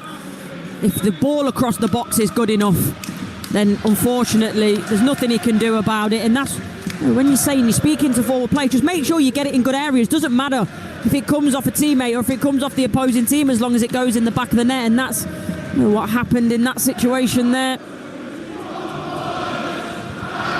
Well, remember, if Portsmouth lose by 5 tonight, they're back in the relegation zone. That will be an unexpected boost for Cardiff. 4-0 the score at the moment in Derby's favour. And here's Nat Phillips. Just a little bit heavy, the ball down the line for Wilson, but he was fouled as he played the pass. Sadie, the man that got him. That'll be a free kick that Derby will take about 15 yards inside their own half. Derby 4, Portsmouth 0. It's amazing how quickly the mood can change. There's a little bit of trepidation coming here to Pride Park today, speaking to some Derby fans before the game, and a nervousness about the run of 1 win in 11 without a win in 6, bearing in mind that Portsmouth have picked up 8 points in their last 4 games and Derby had only got the 1. Now, just over an hour later, look at it. Derby 4, Portsmouth 0. Zetterstrom stumbling as he plays the ball forward. It's flicked on by Lang. And Bishop will clear. Portsmouth striker at right back for a moment. Derby win it back towards halfway. They've gone back for Adams, and Adams just had a cursory glance to see who was where, lays it back for Zetterstrom. Zetterstrom turning a ball forward for Yates to run onto. Almost managed to get him behind McIntyre, but before Reading man can get it away, then it goes out of play for a throw which will be taken on the Derby County right-hand side. Just over 20 minutes to go, and it's almost a daft question when they're 4-0 down. Are there any positives at all for John Mousinho tonight? I think Sadie's come on and done okay. He's tried to be aggressive and get into the game, made a couple of runs, but aside from that, it's been a real disappointing performance. There's been a lack of, I would say, effort at times from, as I mentioned, the wingers to get back and really want to defend. I know that's not their first job, but sometimes you've got to do that. It's all hands to the pump. Disappointing in terms of the defending from set pieces as well, the corners. So, yeah, there's definitely not a lot to shout about today, and I think it's one of those, well, you know as a player that you're going to come in at full time and you're going to get a right dressing down, and you've got to take it, because there's absolutely nothing that they can say to these fans or the manager that will make it feel any better, because it's been a real poor performance. Even in the promotion campaign last year, they only had 1 win as big as this. They beat Northampton here back in the autumn by 4-0 of last season, 14 months ago. This really is a special night for Rams fans tonight. Derby 4, Portsmouth 0 with 20 minutes to go. And the Rams will get it away from inside their own penalty area, 4 towards Jerry Yates. Yates able to turn. That's an excellent ball from him as well. They've got a man over on the right-hand side. If they can switch it quickly towards Wilson, they resisted the temptation. It's worked back by Adams instead, finding Phillips to Nelson. And Nelson will go to his left-hand side here for Forsyth. Gets it back again. Works across the edge of his own penalty area. Houtmine with a neat turn, but put under immediate pressure by Dazal. And then Dazal ends up just catching Houtmine. And it's a free kick that Derby will take inside their own half. They haven't quite got to a position where they've declared Derby, but certainly they're in a position that they can look at the battles that lie ahead rather than having anything tangible to worry about in the final 20 minutes here. Yeah, and obviously you've got your pride to play for, and I'm sure Paul Warne, you mentioned it, will have said at half-time, look, if you keep a clean sheet now, you've won the game, and that'll be in their heads as well. They want to have a real good performance here. They'll want to come away with a clean sheet, and actually the way that they've defended, at least for these 70 minutes, very much deserves that. And they're looking for 5 now. Ball played towards the edge of the penalty area. Right-footed effort, and it's just over the bar from Jackson. It was close, all those Derby fans behind the goal. It was an all head in hands moment. It was actually the 2 substitutes combining. I think it was Elder that drives with the ball down the left-hand side, and I thought, actually, can you go yourself? I thought it was probably the better option. He doesn't, and you just see the ball was ever so slightly behind Caden Jackson, so he has to sort his feet out, but does that well and manages to get the shot off. A chance for Portsmouth to make another change. I'm sure Paddy Lane's delighted to get the opportunity to come on here. With 19 minutes to go, this time it is Murphy who makes way, slightly later than advertised. So Murphy off, And Paddy Lane is on, a player who got a dozen goals in the promotion campaign last season, but hasn't netted at all so far this season. Trying to break the 16-game goal drought tonight, but it will surely only be a consolation. Callum Elder sprints forward down the left-hand side for Derby. It's cleared up, though, by Swanson. And the ball goes out for a throw that Derby will take over on the far touchline. As you can hear, the crowd just a shade under 27,000 here at Pride Park tonight. The vast majority of them will be thrilled with what they've seen. Some very vibrant green shoots of recovery. Portsmouth can bring it away over on the far touchline with Lang. Well, he's just overrun it over the far touchline and out for a throw that will be taken by Derby. 4-0. Just looking at these Derby fans now, I think they're very much enjoying themselves. And for me, it's about the professionalism at this point. As you mentioned, that the 4-0, they can relax to a certain extent, but I think they can't take this last 18 or so minutes for granted. I think the clean sheet is so important mentally for the group to really push on and give confidence. Derby take a throw. And it's worked back to the heart of the defence. Matt Phillips has got it. Made nearly 30 first-team appearances for Liverpool. He had that extended run in the side a couple of seasons ago when they had the most extraordinary injury crisis at centre-half. We were talking in the first half about players who are the sons of former players, and that another one of those, the son of Jimmy Phillips, Bolton stalwart. Derby try and get it forward here for the run of Jackson. Too close, though, to Schmidt. What Portsmouth have to do, clearly, is rebuild pretty quickly with that Coventry game in mind and make sure that they get this out of the system, that it is just a one-off, that they don't let it become more damaging by it having an ongoing effect. Yeah, that's what they're hoping, and I think the best thing normally as a player is if you can get to a game again, quickly try and right the wrongs, and we know that in this congestion, obviously it's difficult, but that is one positive, that you can play again rather quickly and try and forget as much as possible this scoreline and the performance, because neither have been what they wanted. Here's Sadie. Can't find a way through. The Derby fans, incidentally, singing League One again to their Pompey counterparts.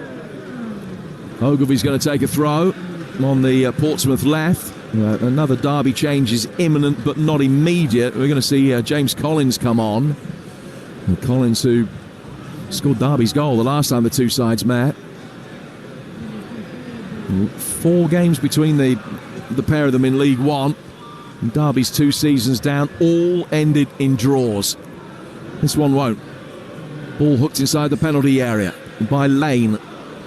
And Derby can easily get it away. Wilson thrashing it forward. Yates, good hold-up play for a striker that really isn't the tallest, but he did very well to deal with Marlon Pack. He turned, chipped it forward. McIntyre with a brisk back pass that was almost wide of his goalkeeper, Schmidt, but he did get there ahead of Adams and fires it straight out of play for a throw on the Derby right-hand side.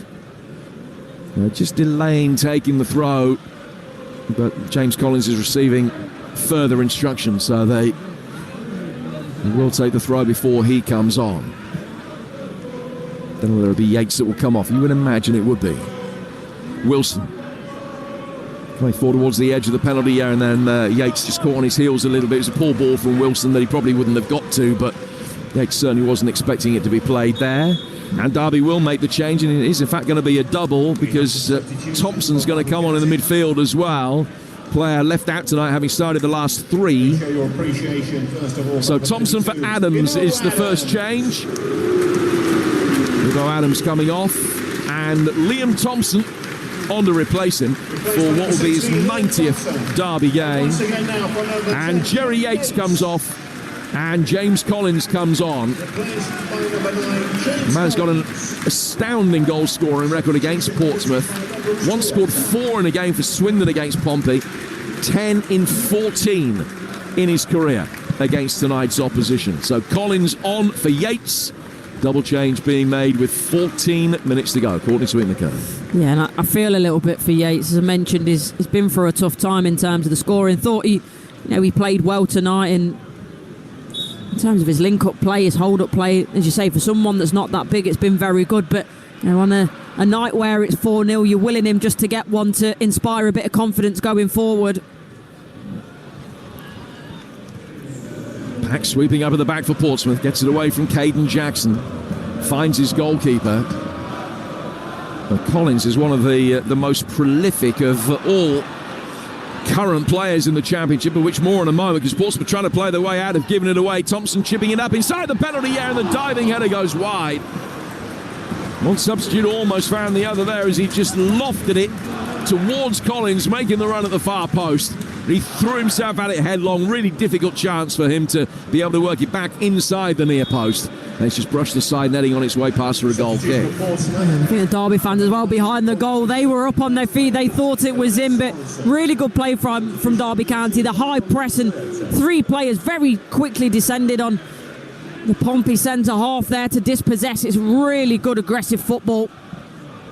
Yeah, it's some achievement these days if you can score more than 200 senior goals in your career, and Collins has done that. He's on 215 at a rate of 1 every 3 games throughout his long career.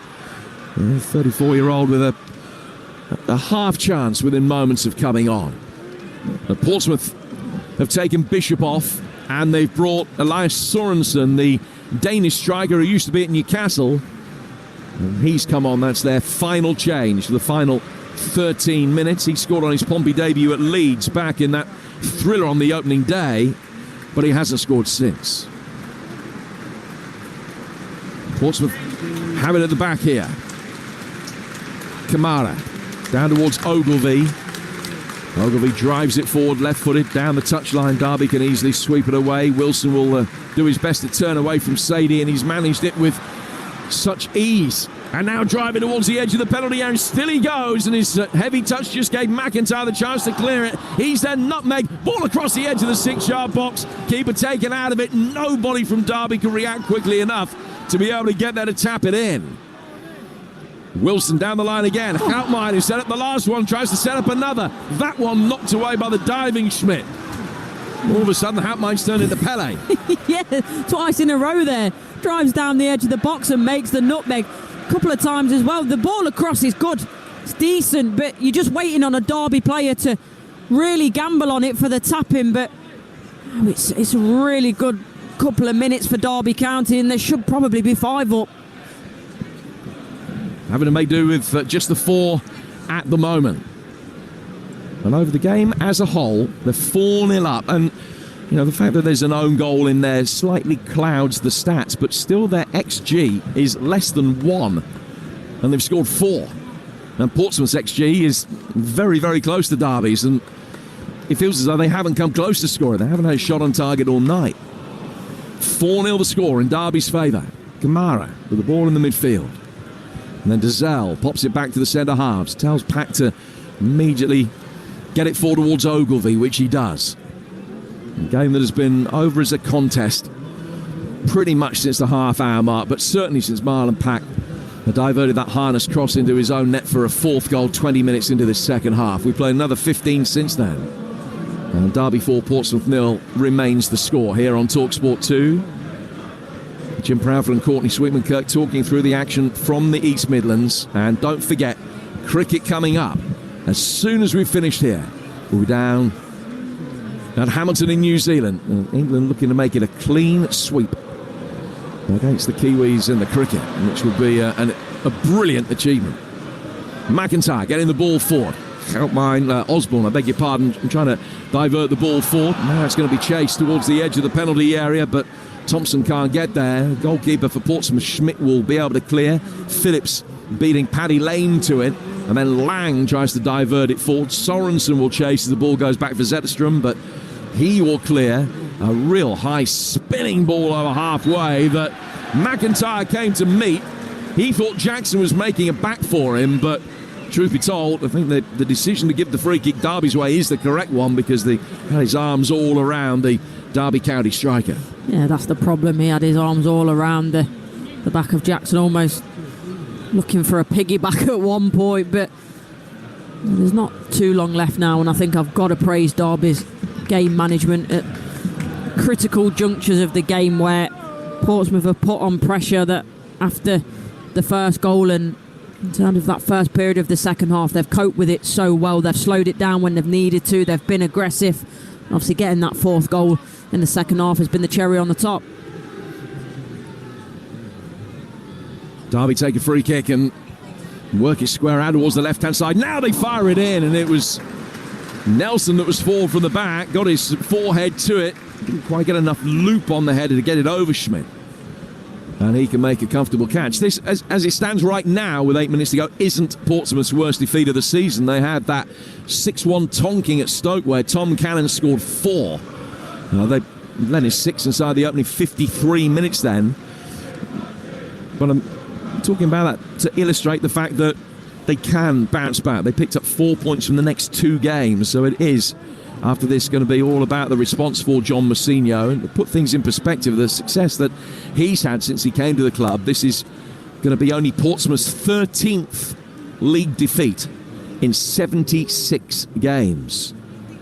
So over the last couple of years or so, they've only lost 1 out of every 6 matches, which is an astounding return, really. But this has been a chasing and a chastening night.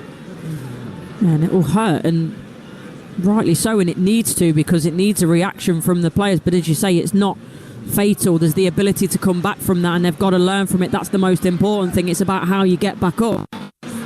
And it's come back off Ogilvie. Kamara able to drive the ball forward. He's got Sadie to his left-hand side. Still he goes, and Wilson went with him every step of the way and then picked his moment and just nudged the ball clear. And Derby can take control. And of course, we have to make sure that this isn't a night that defines them. Derby have to try and make sure it is a night that defines them, with Luton away next, and then West Brom at home, Leeds at home, then a trip up the road to Hillsborough, and then Bristol City away before the FA Cup match down in the East End of London away to Leyton Orient. But they've got some difficult games, and they've got some winnable games as well. And this is going to give them a tasty 7-point cushion above the bottom 3. And the table's going to look much better tonight with them in 14th than it has for a month or so.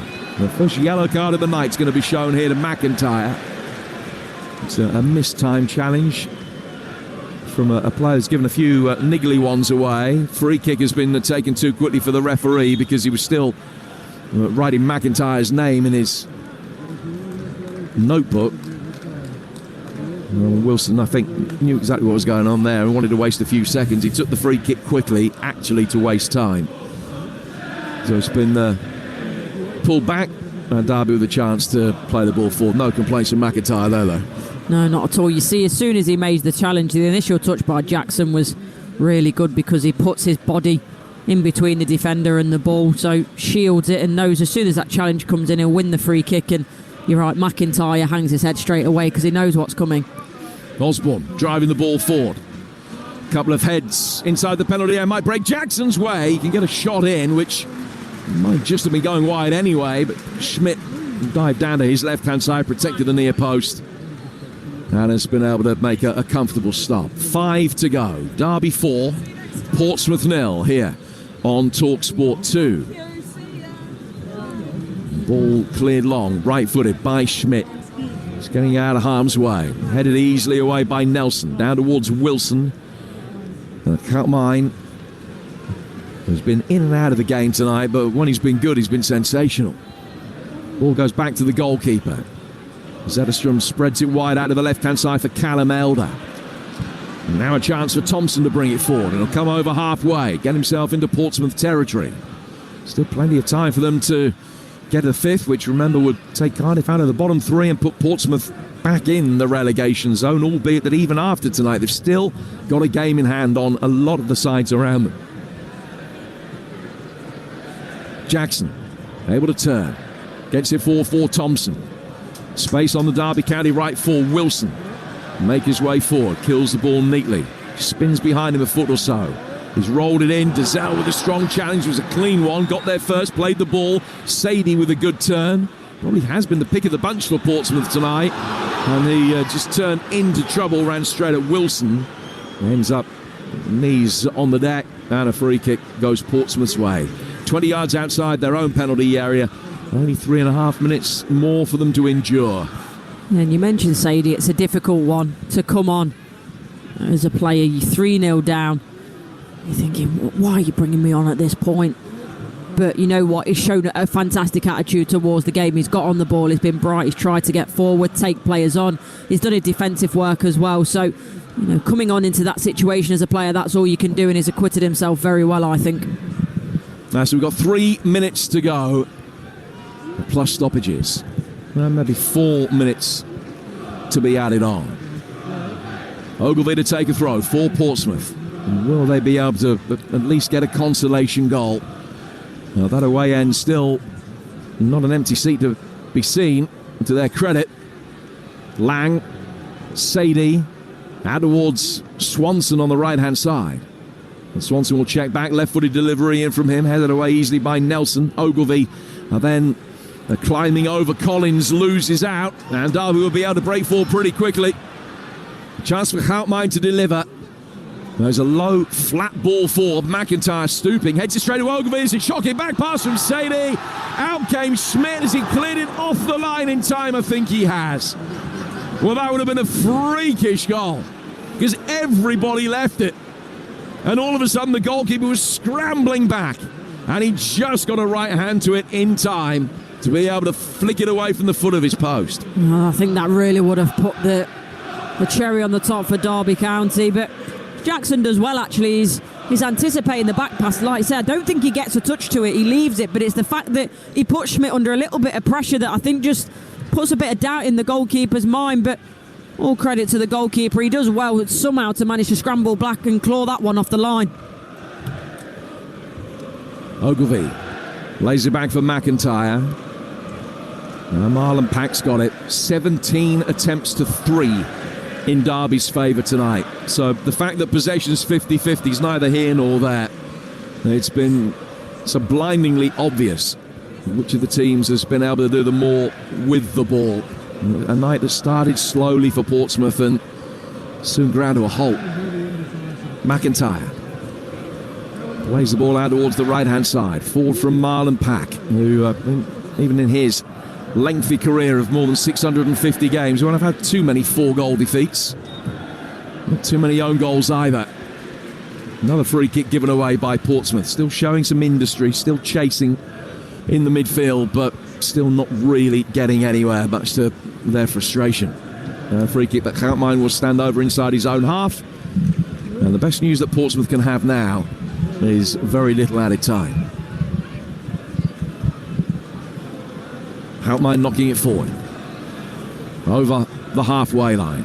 5 Derby players waiting for the ball to be served forward towards the edge of the penalty area. Collins knew he was going to go over his shoulder, try to spin Ogilvie. Couldn't get there, and it's drifted out and goes out for a goal kick, which will be taken away to our right-hand side by Schmidt. 4th official, Dean Whitestone, has the numbers board in his hand. He's just tapping his fingers on that numbers board now, waiting for the 45 minutes to elapse before showing us how many extra minutes are going to be added on, and it will be 4. That's a good effort from you, Jimmy. Have you been doing it on your stopwatch, or is that just what you thought? I've seen a bit of football. No, just, I don't know. 4, it's usually 4, isn't it? End of the second half, there've been a few subs, give them 4. That's what they want. Ball goes out to the left-hand side for Osborne. I'm glad that you picked me up on the one I got right, not the one I got wrong at the end of the first half, though, so thank you for that. That's all right. You can pay me later. Yeah, the ball worked forward out to the Derby left. 4-0, 3.5 minutes of stoppage time to go. Can't mind going back inside his own penalty area here for Nelson, who started on the right of the 2 centre-halves. He's on the left now that Phillips has come on for cash-in.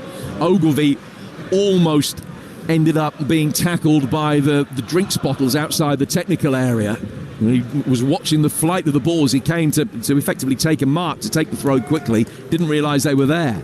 And it was almost like a game of 10-pin bowling. I think he's got a spare. After the night that Portsmouth had, the last thing they'd need is their full-back going over the drinks bottles. Well, he's got it now, and as briskly and frustratedly hit the ball all the way back for his goalkeeper. Nicholas Schmidt taking a touch, edge of the D. Working it outside the box here for Marlon Pack. What's most impressed you about Derby's performance tonight? They've been really clinical.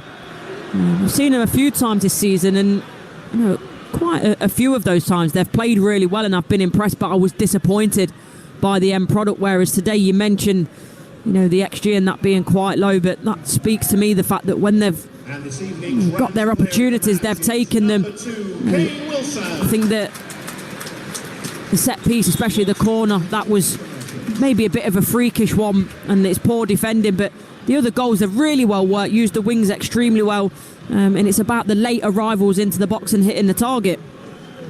Well, Ogilvie didn't turn his ankle by falling over those drink bottles, but he's just picked up a really hefty whack to the face in the 92nd minute of a game they're going to lose 4-0. I mean, how's your luck? Well, that is quite literally insult to injury, isn't it? They've had such a tough one, Portsmouth, and this will be the one where you're on the coach on the way home, just doing everything you can in your mind to try and forget it. Obviously, you'll go back probably tomorrow, they'll sit and do the analysis, and that'll be like pulling teeth. It'll be awful. But they need to, as much as they can, try and learn from it. I don't think there's many positives to take, so it's just about learning from a lot of mistakes that we've seen tonight from them.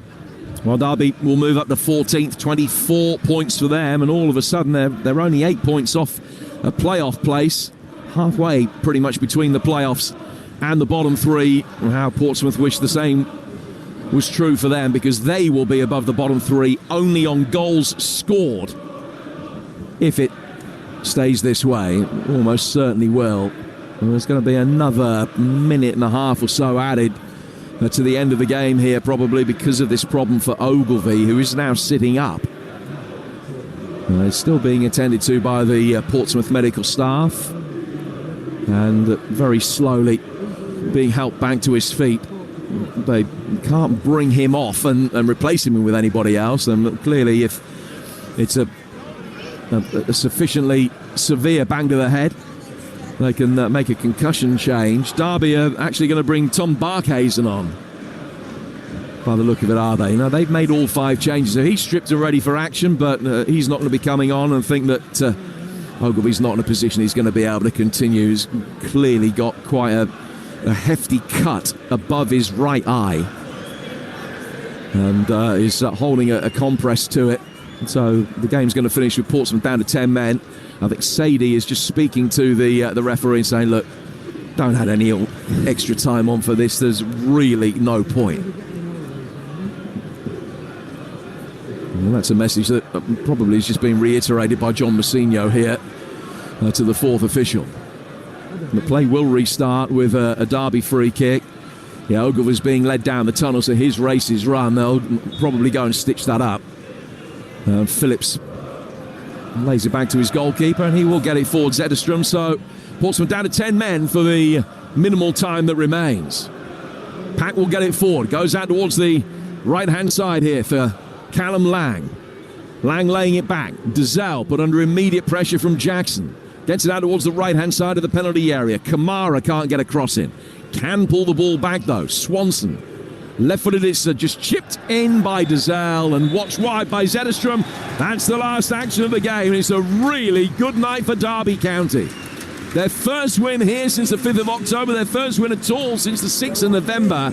6 without a win coming into tonight, and you wouldn't know it because they've blown Portsmouth away, Courtney. Yeah, they were brilliant in the final third especially. I thought they were so clinical tonight in the way that they managed the important moments of the game. After that first goal that they scored, Portsmouth, they came back into it a little bit, and 5-10 minutes played quite well, and they looked like the team that were going to go on and score the next goal, but they didn't. And again, that spell of pressure at the start of the second half, you're expecting the team that are down to come out and try and give it a go, which again Portsmouth did, but that 4th goal just really put the game to bed. And this is a real platform for Derby to build on, because I mentioned I've seen them a few times this season. They've played well, but haven't been clinical enough in the final third. So not sure what it is, but whatever they've done in the lead up in training this week, whether it's more shooting practice, whether it's something more deliberate than that, who knows, but whatever it is, they need to keep doing it, because it's been a very good performance from them tonight. Well, they will try and build on it with that game away to Luton next. For Portsmouth, hugely frustrating. That goes without saying. It was a lack of intensity. Can't say it was a lack of desire, but there was certainly a lack of intensity. They were miles off the pace tonight. 3 shots over 90 minutes, none of them on target. Yes, it's not good enough, and with that forward line that they've got, we'd be expecting more. And, you know, we spoke about the players like Colby Bishop, like Lang, and to be honest, it was difficult for them because they didn't get the service, and Murphy's been very, very good at times this season, and for him, as you say, there was a lack of intensity, and it's, you know, I don't want to say effort because it's hard and there's a lot of games, and it looks like a tired team for me tonight, a very tired team, because that intensity just wasn't there throughout. So whatever that might be, the travelling, the amount of games they've had, you've mentioned the injuries in the squad that will contribute to that lack of energy. So they've got to try and take stock. I'm glad they've gone over and clapped the fans, because the fans deserve that. They've come a long way and seen a very poor performance, but this isn't fatal for Portsmouth. They need to bounce back. You've said they've done it before this season, and as you say, it might just be a build-up of games and lactic acids in the legs now, and they need to go and do the rest and recovery. In terms of this period, it doesn't get any easier. It's very hectic, but hopefully for them, they'll be hoping that is a one-off. Well, we got 3 more championship games for you over the course of the weekend here on the Talksport network. Here on Talksport 2 tomorrow at 12:30. Basement Boys Hull go to Coventry. Also here on Talksport 2 Sunday afternoon, Norwich take on Burnley. And over on Talksport, Leeds hope to go back to the top of the championship table tomorrow lunchtime. They are away at Preston. That's a 12:30 kickoff. Adrian Durham in the chair, Joe Shannon and Chris Uwelemo talking you through the action. And then we've got live Premier League action for you as well. Arsenal against Everton is here on Talksport 2 tomorrow afternoon at 3. Now let me point you in the right direction for the Sports Bar Weekend. We're about to get underway over on Talksport with Adam Catchell and Carlton Cole. 03717 223344, the number to dial. But here on Talksport 2, let's go down under day 1 of the 3rd test between New Zealand and England, live from Hamilton. Let's see in the company of our commentary team. Play about to get underway with Neil Manthorpe, Double Ashes winner Steve Harmison, and it's a very good morning to John Norman.